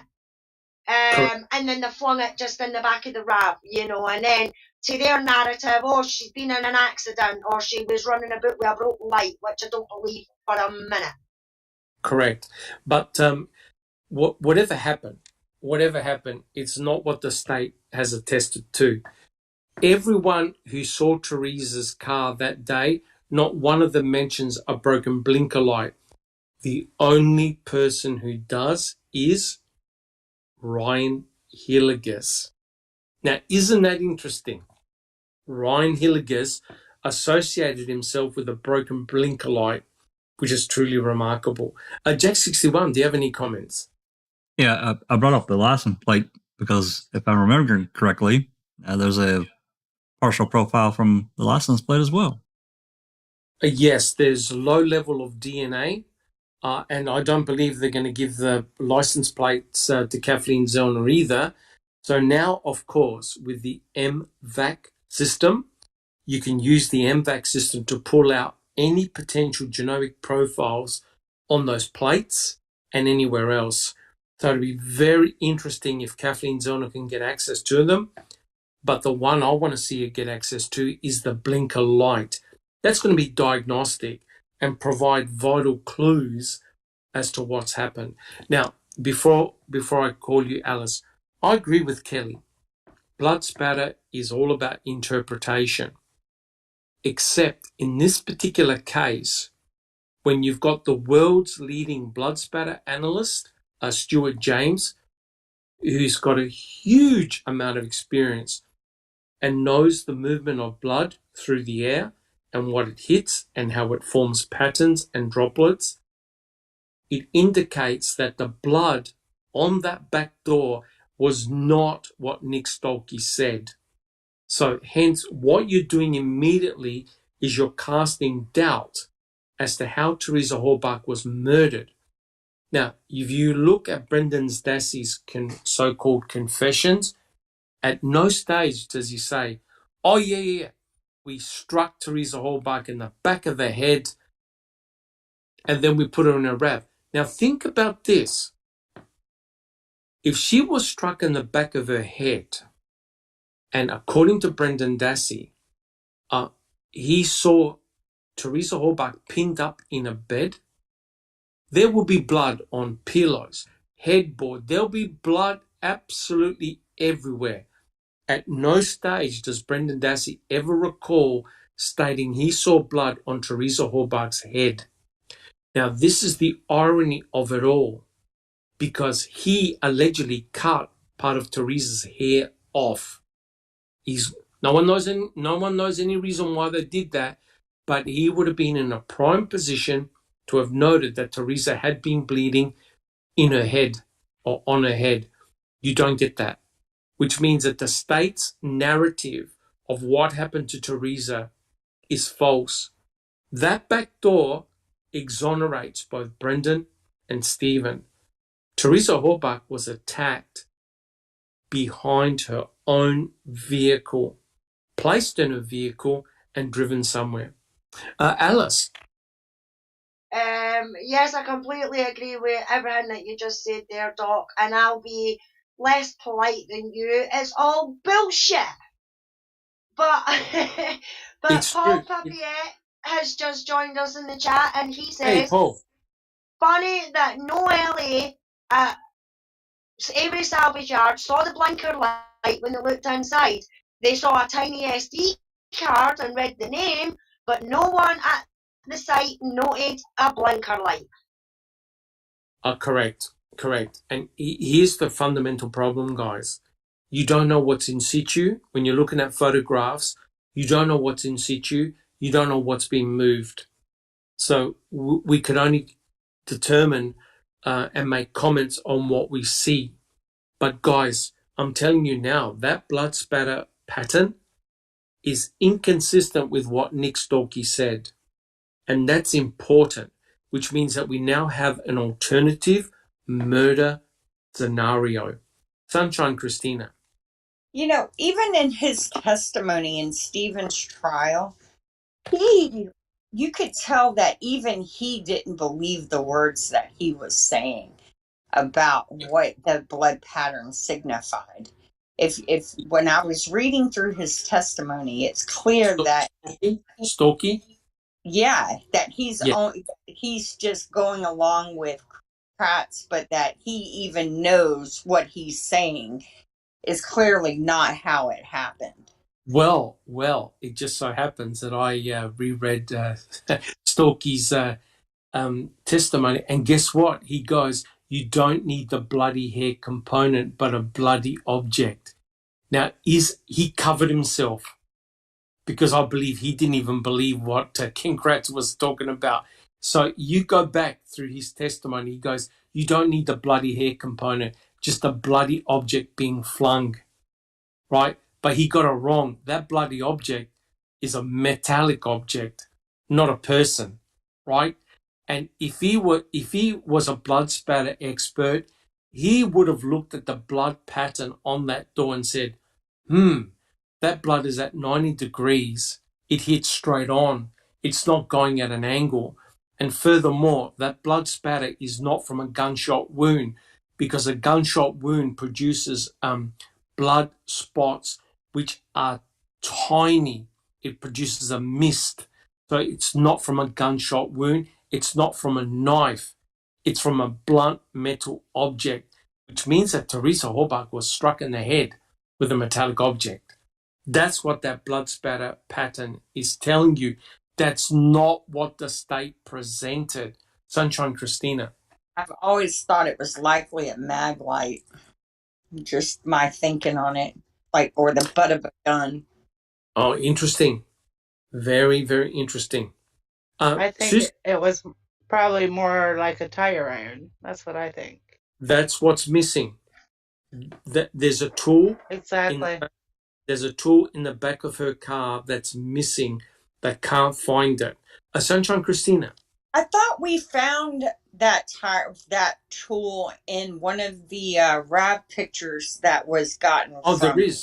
there is, but there's another tool that they can't find. That's part of a toolkit. That they can't find it. And you're right, they didn't find any presence of blood on that tire iron. Otherwise, it would have been indicative that it was used as a weapon. But there's another tool that they were looking for that they can't find. Jack 61. Yeah, Master Cedar had asked a question a minute ago.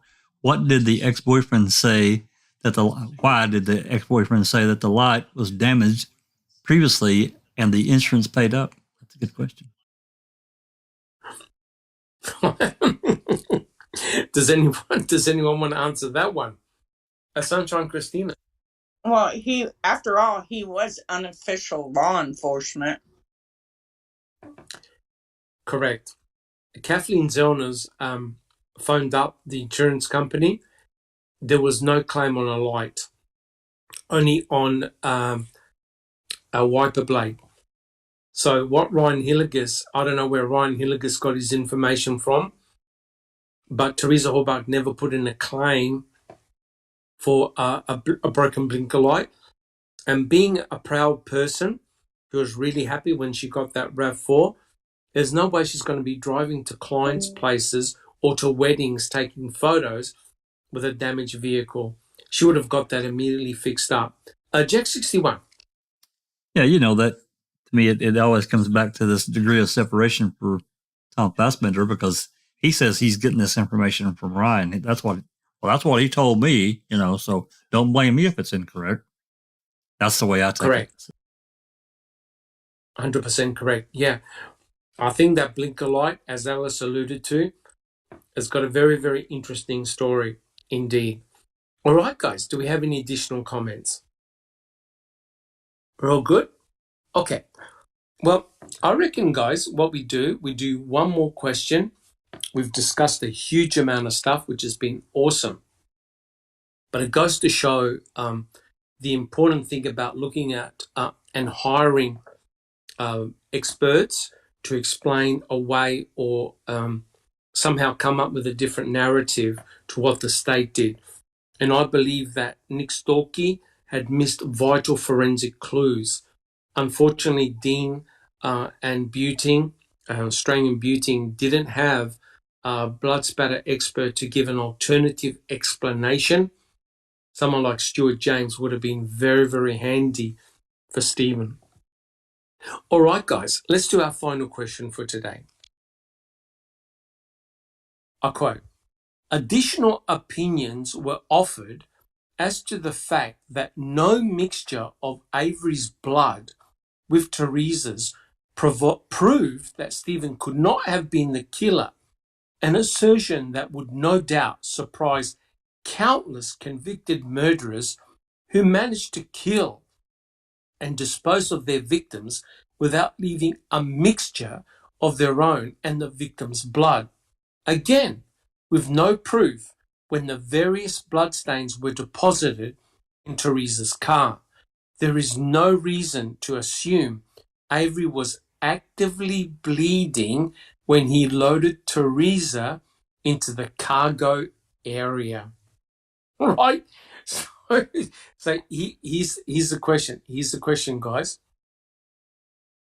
Who actively bleeding individual had left A23 on the rear cargo door? Sunshine Christina, do you have a comment? It wasn't Stephen Avery. 100% correct. It wasn't Stephen. Cherie Cohen excluded Stephen, and by logic, it wasn't Brendan either. So here Ken Kratz is saying, you see, he's trying to come up with an explanation of why there's no mixture of blood, right?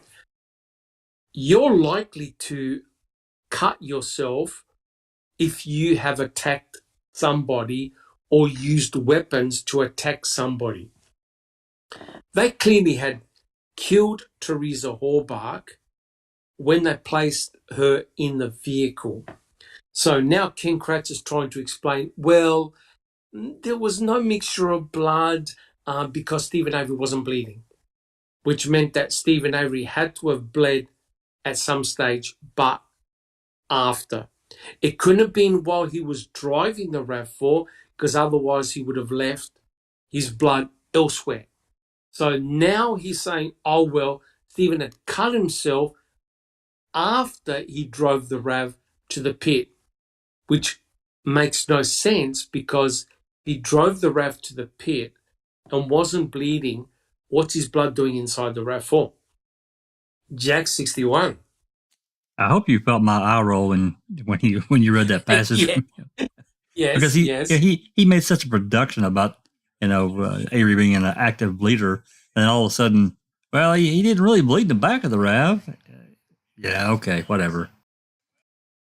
Yeah, I just think I guess that there's a that chance that that there might not be a mixture, but considering everything else, I don't know. But wouldn't you expect to find at least one drop of Stephen Avery's blood in the back of the RAV? Yes or no? Yes, back or on the back door. Yep. And would you expect to find at least one print of Stephen Avery somewhere on that RAV? Yes or no? Absolutely. Correct. Alice, do you have a comment? Yeah, did you probably would have heard me going, oh, for fuck's sake, when you read that passage out. You know what I mean? Because all through it, he's like, oh, well, he was actively bleeding, and that's why there's that bit in the ignition, and that's why there's drops in the car. I mean, what did he do? Did he plaster his finger until he put it in the back of the car? You know what I mean? It's just nonsense. Well, that I this think man use. Correct. And I think as soon, because I remember, and I'm sure you guys do as well, when Ken Kratz said, oh, how convenient that Stephen left his blood just for us. You know he's full of shit. You know he's full of shit. Because, in other words, he's completely clueless of how that forensic evidence got placed there. So he's trying to explain why you find blood, why you don't find blood. And I think Angie Dickinson actually said it correctly when she said Sweaty Kratz contradicting himself. Correct. He's trying to explain a scenario he's got no idea how it happened, right? If you're actively bleeding, you're actively bleeding. You're leaving blood absolutely everywhere, not selectively, right? So quite clearly, if you're actively bleeding, you're not wearing gloves. If you're not wearing gloves, you're touching things. You're going to leave your prints. You don't find any of that at all in the RAV4. It makes no sense. Sunshine Christina. I'm just curious. So Kratz is trying to act like Stephen Avery made multiple trips to the RAV then. Because obviously he wasn't bleeding when he put Teresa in the back of the RAV. So now he's driving the RAV around, and then it just makes no sense. But not bleeding. Yeah, think about the story and how all this evidence could be attributed to Stephen. It's just the more illogical it becomes. It really does. Well, apparently we've just proved that Stephen was wearing gloves, according to our friend J.G. Houghton, 87. Yeah, well, Yeah, we've just proved it, Doc. We've just proved that he was wearing gloves. yeah. If he was wearing gloves, he wouldn't leave any blood, right? And if he knew he was bleeding, he wouldn't leave any forensic evidence of himself behind, right? Because remember, he knows, according to Ken Kratz, Stephen Avery knew what DNA was all about, right? So all Stephen had to do was to bring a cloth or a rag with bleach and wipe the car down. If he was really concerned, he would have put some gasoline and a flare and torched it, right? So if he's wearing gloves, he's not leaving blood. But here's something that JG can't explain, and that is who was actively bleeding and left A23. In other words, their blood on the back door handle, they left a fingerprint and blood. Now let's think about this. If you're going to put Teresa Halbach in the back of her own RAV, you have to open up the back door. If you want to drive around the RAV with Teresa Halbach in the back, you have to close the back door. Well, guess what? They found blood, A23, on that back door handle and a print. They don't know who the print belongs to, and nor do they know who A23 belongs to. Now, let's think about this. Your whole case against Stephen is that he was an active bleeder and he left his blood. We know he actively bled on, I believe it was November the 3rd, because he left all the blood droplets in his Pontiac Grand Am, right? Here's the problem, right? There was an active bleeder who also touched the RAV at a crucial spot, left their blood, and it doesn't belong to Stephen nor Brendan. Now, if you're the state and you want to determine, okay, who left their blood, wouldn't you want to now go and re-extract it and get a full genomic profile? Yes or no? Would you be curious, Jack 61? Absolutely. If you want to find, if you want to narrow the field out or expand it, whatever, absolutely. You retest it. Is there any evidence that Cherie Cohane went to re-extract A23? None. Nope. No. Is there any evidence that Cherie Cohane ran CX and A23 through CODIS? Nope. Nope. So, would you call this a proper investigation? Hell no. Not a chance. Right. Nope. Right. So here's my final point. If you really want to solve the case, all the clues are in the RAV4. If you really want to solve the case, right? So I think the distribution of the blood from Teresa Halbach indicates that she was attacked behind her own RAV4. The broken blinker light means that her vehicle was involved in some type of accident. The blinker light's involved in the murder, right? Because it's found at the back of her RAV. Whether she put it there or somebody else put it there, you can test it and determine it. The mere fact that the number plates were removed and there are low levels of DNA on those number plates indicate that the state was not interested in expanding the investigation and determining whose DNA was present on those plates.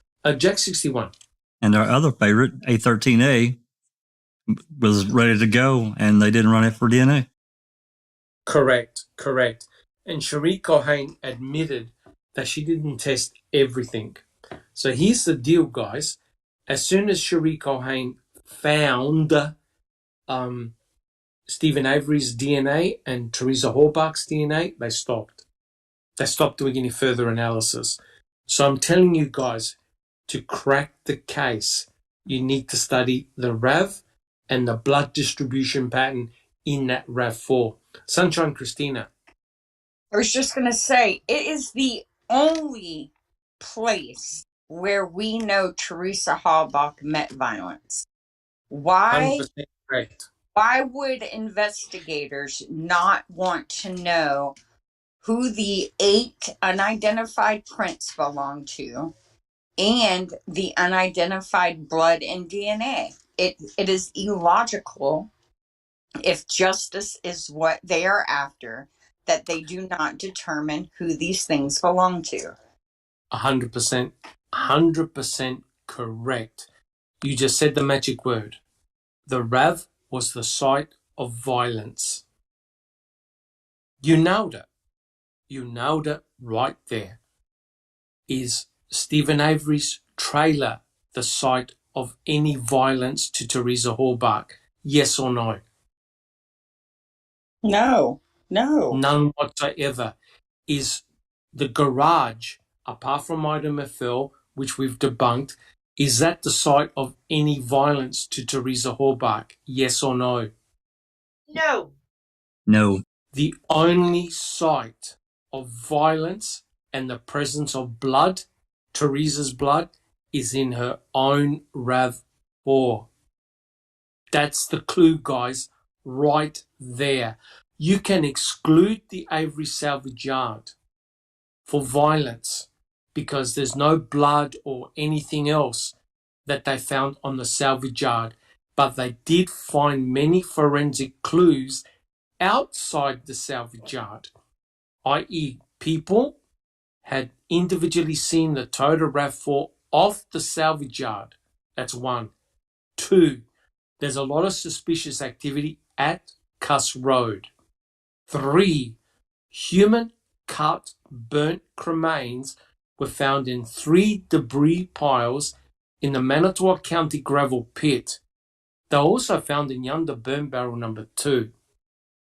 The state scenario is incorrect. 100%. Sunshine Christina.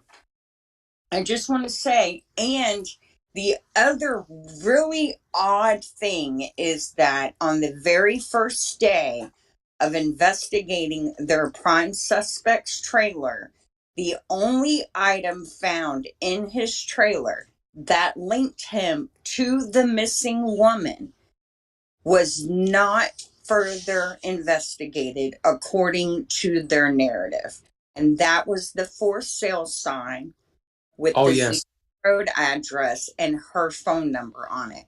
And I think that the way it is staged and photographed and is a clue to those of us trying to find the truth, because it's clear that it was going to be investigated. We now have proof that there was a roadblock that cordoned off that access.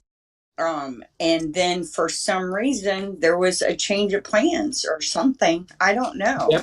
Yep. In other words, the actual that could have staged the crime scene. You're talking about Azanda Road. Yes, sir. Now let me get this right. Where was the burnt car in 2004 found? The burnt out vehicle Right there. at Zanda Road. As far as I know, yes. Yeah. Now, isn't that very interesting? Right? That's extremely interesting. So you could well be right. The law enforcement could have been staging a crime scene but couldn't get it to work. So the obvious thing to do is to bring everything back to the salvage yard. But still, guys, and Kelly makes the comment, and we also welcome Andy B. And I think I saw, yes, Mary as well. Welcome to the chat. If you can decode the RAV4, you've solved the case. And I think we've done a really good job so far putting holes in the state's narrative, which is exactly what Kathleen Zellner did. Jack 61. Just a re-comment about what they just think about the 7,000 plus photos that they took, and not one of the burn pit with all these alleged bones in them. I don't believe it. I do not believe it. Not for an instant. Correct. Yeah, I mean, there's so much to discuss here, but I still believe the most important piece of forensic evidence is that Toyota RAV4. Absolutely. Alice, do you have... Yeah, thank you, Jack 61. It's actually Kelly in chat. She says, here's the problem, Silkman. Stephen's trailer out. Garage out. And then she says, but guess who puts himself at her RAV? Touching her door in exchange, Stephen Avery. It still doesn't rule him out. Just that they have the wrong narrative. Yep, that's true. But here's one big, huge problem. Bobby Dassey never sees Stephen Avery and Teresa Horbach together at her RAV. Now, how can that possibly be? Isn't that interesting? right? Because Bobby was asked during the trial, did you see Stephen talking to Teresa Halbach? He goes, nope. Yet Bobby saw her drive in, take photos, and walking towards Stephen's trailer. And what's interesting here is the call that Foul Play put up regarding Kathy Williford, right? Where she rings in, or Jacobs is talking to Kathy Williford. And isn't it interesting what Kathy Williford said? She said, we're instructed not to go inside people's homes. That is unbelievable. So would you expect Teresa Halbach to go to Stephen Avery's trailer and go in Stephen Avery's trailer when they're instructed not to? Jack 61. Not a chance in hell. There's just no way. You know, they see, you know, hundreds of clients throughout the year, and, you know, yeah, there's just no way. Correct. And don't forget, at that stage, Bobby Dassey was home. So if she had felt any threats or threatened, she could have easily run across where Bobby Dassey lived and knocked on the door or the window or screamed, right? Bobby Dassey never heard anyone screaming or yelling. Alice. Anthony Hills in chat is asking, was there a fire at a trailer on Xander on the 31st of the 5th? That I don't know.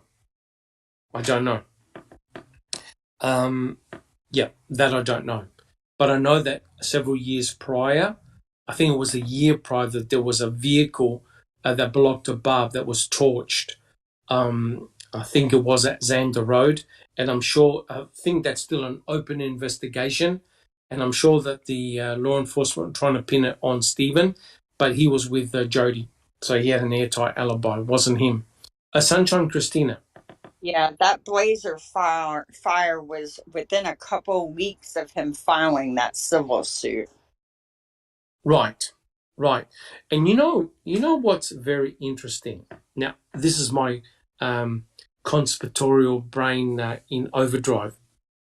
Think about what Stephen did to his cousin, Sandra Morris. What did he do? He ran Sandra Morris off the road, right? And have a look at Teresa Halbach's RAV4. There's evidence that she either hit something or someone ran her off the road, breaking her blinker light, forcing her to stop and get out. Is it possible that law enforcement were trying to reproduce something that Stephen had done in the past but dropped it, didn't go anywhere near the blinker light? Because if they followed that narrative, they would have then had to have given the blinker light for forensic analysis, which is interesting because in the Rick Hochschletter case, they found broken parts of a vehicle which they were trying to trace but never followed it up. Isn't that remarkable of all those coincidences? Does anyone have a comment? Alice. Kelly says, but it doesn't matter what Bobby Dassey said. Stephen Avery put himself at her RAV. The issue with Bobby is if he's telling the truth, he was gone, so he doesn't know what happened next. They will focus on Stephen Avery, put Stephen at the RAV. Oh, correct. But, I mean, let's think about it. Stephen said, I encountered Teresa. She was in her RAV4. She gave me a magazine. I paid her, and she left. Now, is there anything nefarious in that? Sunshine Christina. No, yeah, and I always thought that it was more like Teresa pulled up, saw the van she was supposed to photograph, got out, took the pictures, and then went to go walk to Stevens to get the money. He saw her walking while she was turning to walk. That's when Bobby saw her walking towards it. Stephen was out the door, She sees him, turns around, goes and gets in her car. He goes around to the driver's side. They swap the money for the ad. That's what the evidence establishes happened, right? Because there's no proof that Correct. she was ever in his house, and we have no proof that he was in her vehicle besides the bogus blood. That's correct. We don't have his fingerprints on the outside. I don't No. think he even touched it. He may have No. leaned his elbow on the hood or something, but I doubt that even occurred. I think she was in a hurry because it was Halloween. I think she gave him the magazine. He gave her the $40, and she hauled ass to go do the zippers, and then she was headed to do her Halloween stuff. And someone got her either Yeah, close to correct. the zip or somewhere around there. Correct. 100% correct. Correct. And they found none of Stephen Avery's fingerprints on the RAV. Okay, on or in the RAV. And they swabbed the door. They swabbed the door handles. Right? They found Teresa Horbach's touch DNA on the inner door handle on the driver's side. And they didn't find any of Stephen's. And which is rather ironical because the guilters all jump up and down and say, hey, he's a good shedder. Well, what is now a selective good shedder? Yeah, it honestly makes no sense at all. So there are what Bobby Dassey, I agree with Kelly, what Bobby Dassey saw actually complements with what Stephen has done. Because if you're from that point of view, you can't see Stephen walking out, right? And so potentially all Bobby saw was her walking towards the trailer, and that's it. And he could have gotten his bow and then went in his vehicle to go hunting. But if Teresa was still there, she was probably in a vehicle, right, ready to leave. So, Bobby Dassey probably left before Teresa did, right? That's a possibility.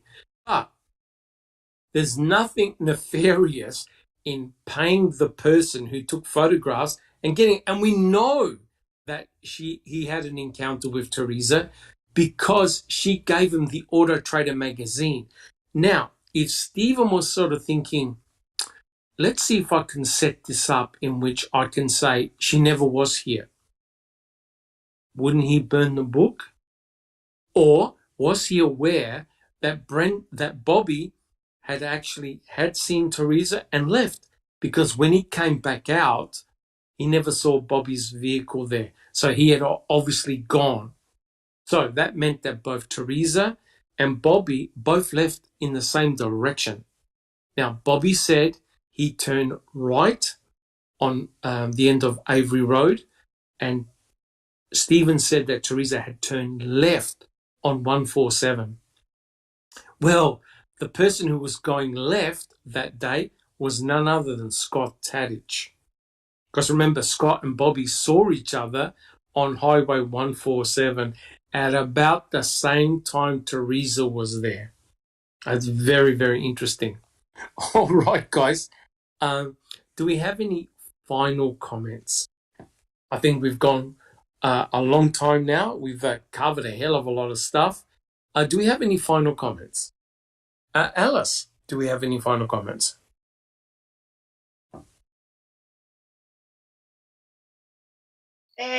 Chair Yoga for the Ageless says, this reminds me of the juror's daughter being run off the road by a van.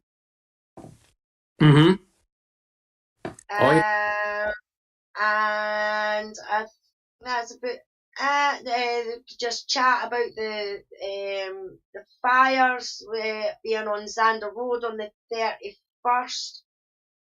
Jinx says there was a report from Paul Metz, who lived near there, but the Casio misrepresented his statement. He wrote an affidavit for Zelna in the more recent years. He has since died. So there was a fire on Xander Road, and it was a car belonging to Barb, I think I'm picking up. That's correct. That's correct. That's correct. But that was 2004. Correct. And there was an insurance claim. 100% correct. Thank you so much, Alice. TJ Anderson said also his statement, he went to take a shower. Who takes a shower before going into the woods? he couldn't have if he was going right after she was. Yeah, that whole thing is highly suspicious. Because according to Bobby, he had like a 3-minute shower. Jeepers, it takes 3 minutes for the water to get warm. So he must have just stepped in and stepped out. But I'm not a deer hunter, but apparently hunters do have a shower to get rid of any potential smell that the deer can pick up. But again, I'm not a hunter. I don't know these things. But yeah. Okay. Yeah. Any other comments, Alice? No, well, Kelly says Bobby's original statement is he had a shower before she got there. I believe this to be true. They made him change it to while she was there. So Kelly thinks that they made him change the statement to say that he seen her there. So Correct. 100% correct. I have no doubt that Bobby did have a shower. But probably before rather than after. I mean, you're getting ready to go hunting. You're not thinking about, beautifying yourself and having a shower. You want to get out there. So, yeah, very, very interesting. yeah. Okay. And Anthony House says people say Stephen bought gas on evening of the 31st of October. Yes, I heard that, but I don't believe anyone saw him at a gas station. Not to my knowledge, but yes, I've heard. Dave Bagotka is the one that said he seen him at a garage. Yes. Yes. Yeah. Yes. Yes, I've heard that as well. All right, guys. Sunshine Christina. I was just going to say, I don't discount Dave Bakaka seeing Stephen. I just think he's mistaken on the day because we just have too many other pieces of evidence that show Stephen didn't leave the property that day. Correct. And also don't forget the phone calls that he had with Jody as well. So we know that he was there during that time. And Brendan never says that Stephen went out and bought gas. Right? And no one's come forward to say, yep, Stephen was at the petrol station, apart from, I think, Dave Bagotka. I'm not saying wrong. I'm sorry, Dr. Silkman. I was just going to say, I think if officers could put Stephen Avery buying gas that day, they would love it. Jumped on it, yeah. Because they would love it. Yep, they would love it. But hey, they're in the country. Buying gas is not nefarious, right? And I'm sure he had plenty of stuff in his garage anyway. All right, guys. Well, look, I am conscious of the time. We've had a fantastic discussion. I still honestly believe that the RAV is where all your vital clues are. There definitely needs to be a lot of investigation still done on the RAV4. It's a pity that it can't be re-swabbed again because I want all that blood in the RAV4 re-swabbed, new genomic DNA profiles, get the MVAC out, see what you can find, see what type of forensic clues are there. But it's astounding that the blood spatter expert, Stuart James, was able to come up with a totally different scenario than what Nick Stalkey did. And it's a real pity because that could have been very, very interesting if Stuart James was there to say, I'm sorry, but you didn't have a body being flung in the back. If it didn't leave that type of blood trail. You've got a totally different scenario. So I think that totally changes the landscape. Potentially could be exculpatory for both Stephen and Brendan. The murder scenario makes no sense whatsoever. All right, guys, let's have some final comments from the panel. Tell us how you're going and what you've been up to. Alice.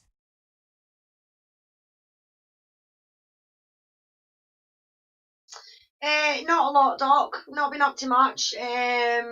as I said earlier, I seen a post on the official Facebook page for Luke and Jodie, Yes. and somebody has made a video about the case and all the facts that they're, or should I say, all the non-facts that they're Yeah. spewing as fact is unbelievable, because it's all the mainstream media narrative and everything like that. So I'm trying to get back into doing my live videos again, because that's the reason why I started the channel in the first place, was to try and help get the facts out there for Luke. And the sources that I get my facts from is court documents, Dr. Sandra Lean, who's been on the case for 18 years, and people that have known Luke for years that were about at the time of the murder, and some people that are still friends and that with him now. So the places where I'm getting my facts from, I believe wholeheartedly, because I don't see why these people would lie. God, one of them's wrote a bloody book about it, and it was the only information that we can get out there, because we kind of get court documents and things like that, transcripts and things like that, interviews and stuff like Yes. that. So it's hard to be able to get like documentation of facts, but we Yeah. do have these official documents that we can go over. And I'm trying to break the book down as well into different bits, you know, what the actual agreed facts are. And then I'm going to break it down bit by bit about phone calls being changed, people having different numbers from who they were registered to, and things Yes. like that. There's still a hell of a lot to unpick about this case, and he should not be in prison, and it's a wrongful conviction here that's happened in the UK. So all I can say is please subscribe. It's Alice in Wrongful Conviction Land, is where you'll find it. Please subscribe, hit that notification bell, and hopefully I'll be doing a video soon. How long has Luke been in prison for now? He's been in 18 years now, Doc. 18 years. Yeah, he got sentenced when he was 16. He's now 32. He got nearly 33. So he's got a new legal team, but that's kind of on the down low. You know, they're not putting out they're not giving us really any updated information at the moment, so I couldn't say whether they're trying to go for a new appeal or anything like that. Yes. There is a petition out there, so we're trying to get that up to 25,000 signatures. If we can get that up to 25,000 signatures, then we can hand it into our Scottish Parliament and ask for an independent review, which will be a completely separate panel from the police and judges and everything like that, and they'll look at the case as a whole. You know, like from the investigation, how it was handled, how the police done it, how the police dealt with Luke, how the court processes went, how the labs tested the evidence and things like that, because that was buggered up, labelling things wrong and things like that. So there's a hell of a lot still to go into in Luke's case, and it's just trying to get the right information out there. And our William, William saying no. William, get ready, I'm coming back. Awesome. And we like to welcome Jamie Hart, our William. Who else did I see? Kansas Foxley. Thank you for joining us in chat. That's awesome. Yeah, I mean, I had a couple of great discussions with Sandra, Dr. Sandra Lean, and we also did an interview with her, a part one interview, and that was a very surreal talking to Sandra. And I'm afraid what was pretty obvious was the constant, she was attacked constantly by a lot of people, and she was given no credence or any respect, and it was truly shocking. And I I had a look at the DNA data from the case, and it's the biggest piece of crap I've ever seen. I kid you not. Yeah, It yeah, Doc. It's it unbelievable what it they've done to really is that rubbish. lad. It You know. truly is rubbish.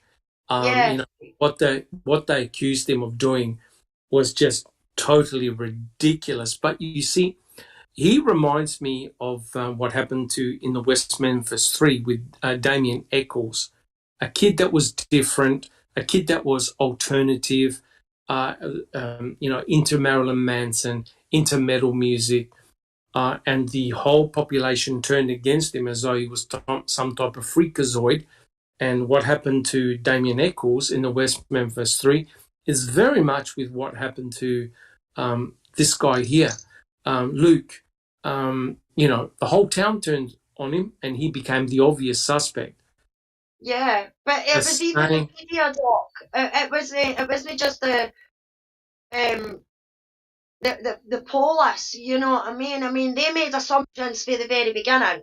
oh Um, yes, you know what I mean? For the minute they took the missing persons report, they had it in their head for some reason that Luke and Jodie left Jodie's house together yes, at 5 o'clock. You a know, lot of which is mistakes. a load of Yeah, nonsense. a lot of mistakes.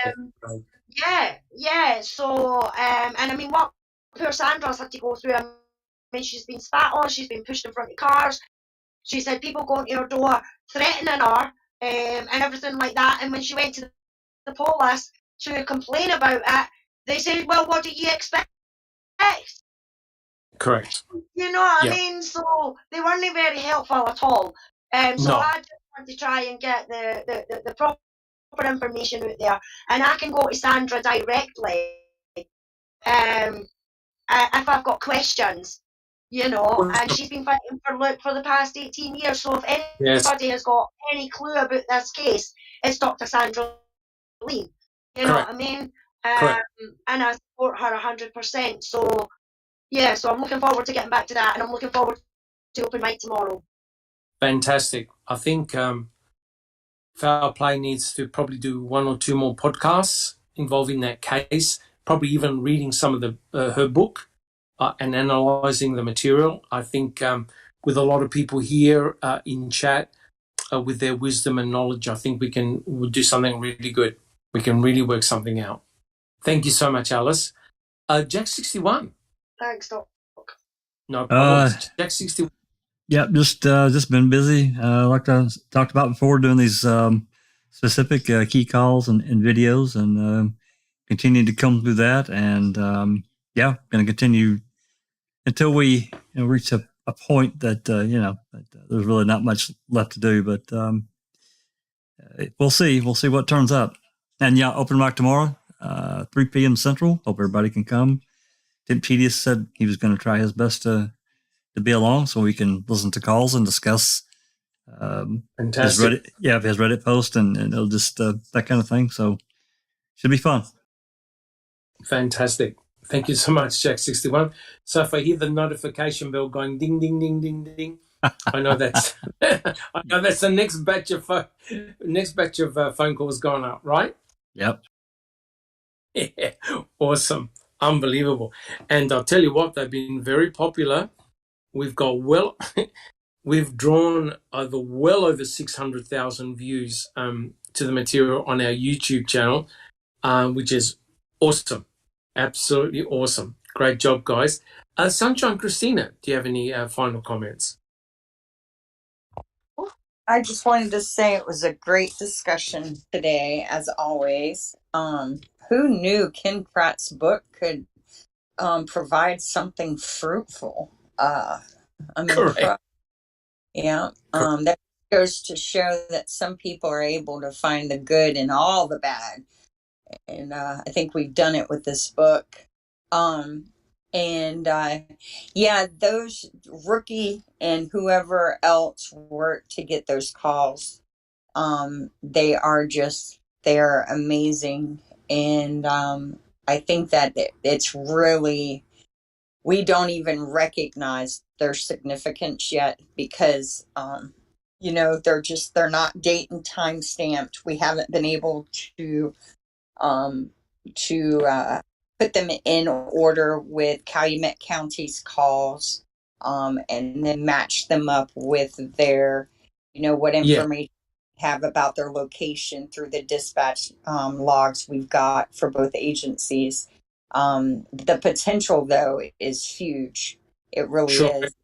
And I look forward to seeing what falls out of doing that. I think, like everyone else, I'm going to be listening to dispatch and radio calls while I go to sleep at night for the next few nights. Probably, I'm not sure what Crime Theory Exchange is going to be about on Wednesday. Jax and I'll work on that tomorrow. Excellent. Yeah, it doesn't look like Melissa has any new filings this week. They're waiting on the court to rule on the conflict of interest motions that we discussed on Wednesday regarding the judge and the district attorney. I think they're both pretty straightforward conflicts of interest. So it's going to be interesting to see how the court rules on that. Yes. Like I had mentioned earlier, the legal system is so convoluted. We're ingrained to think if you're innocent, you get out of prison. And I just recently learned that a Supreme Court justice wrote in a decision that being innocent is not enough to get you out of prison. No, So, no. yeah, That's America. correct. Yeah, That's correct. it doesn't matter if you're innocent and in prison. There has to be more compelling evidence than your innocence, which just is an illogical statement, if you ask me. But it is what it is. So, yeah, that's that. Yeah, thank you so much, Sunshine Christina. Look, there's no doubt. If you've been convicted and you're in prison, the bar is set really, really high to get you out. It's as simple as that. So in a normal situation, you've got different standards. But if you've been convicted and you're in prison, and you've been in front of a jury and a judge and your peers have judged you guilty, it's really hard to get you out. So truly remarkable. And basically myself, what I've been doing the last couple of weeks, I've been deep diving into the Garrett Phillips case, which was truly an eye-opening experience. I never thought I would see characters like Tom Fallon and Ken Kratz, but I did. They're very much in the Garrett Phillips case, in Fitzpatrick and Rain, Mary Rain. Mary Rain is very much like Ken Kratz, very politically motivated, thought that she could use the Garrett Phillips murder to advance her career, and ended up crashing and burning and being banned for 2 years for prosecutorial misconduct. It's just completely shocking. And Fitzpatrick, the way he spoke about Nick Hillary, the way he completely tore him a new one in court and called him a murderer and all this sort of stuff with no evidence, is just completely shocking. So I hope, guys, that if you've got the spare time, people in chat, have a look at those two podcasts that I put together. We had a lot of information from Mani Tafari, who's Nick Hillary's attorney, and truly remarkable. I wish I could say more, but we're not permitted to because there is a civil suit going on. But it's the same old classic technique being used, despite the fact that there was no forensic evidence. You could still end up in prison. And Nick Hillary was indicted twice, right?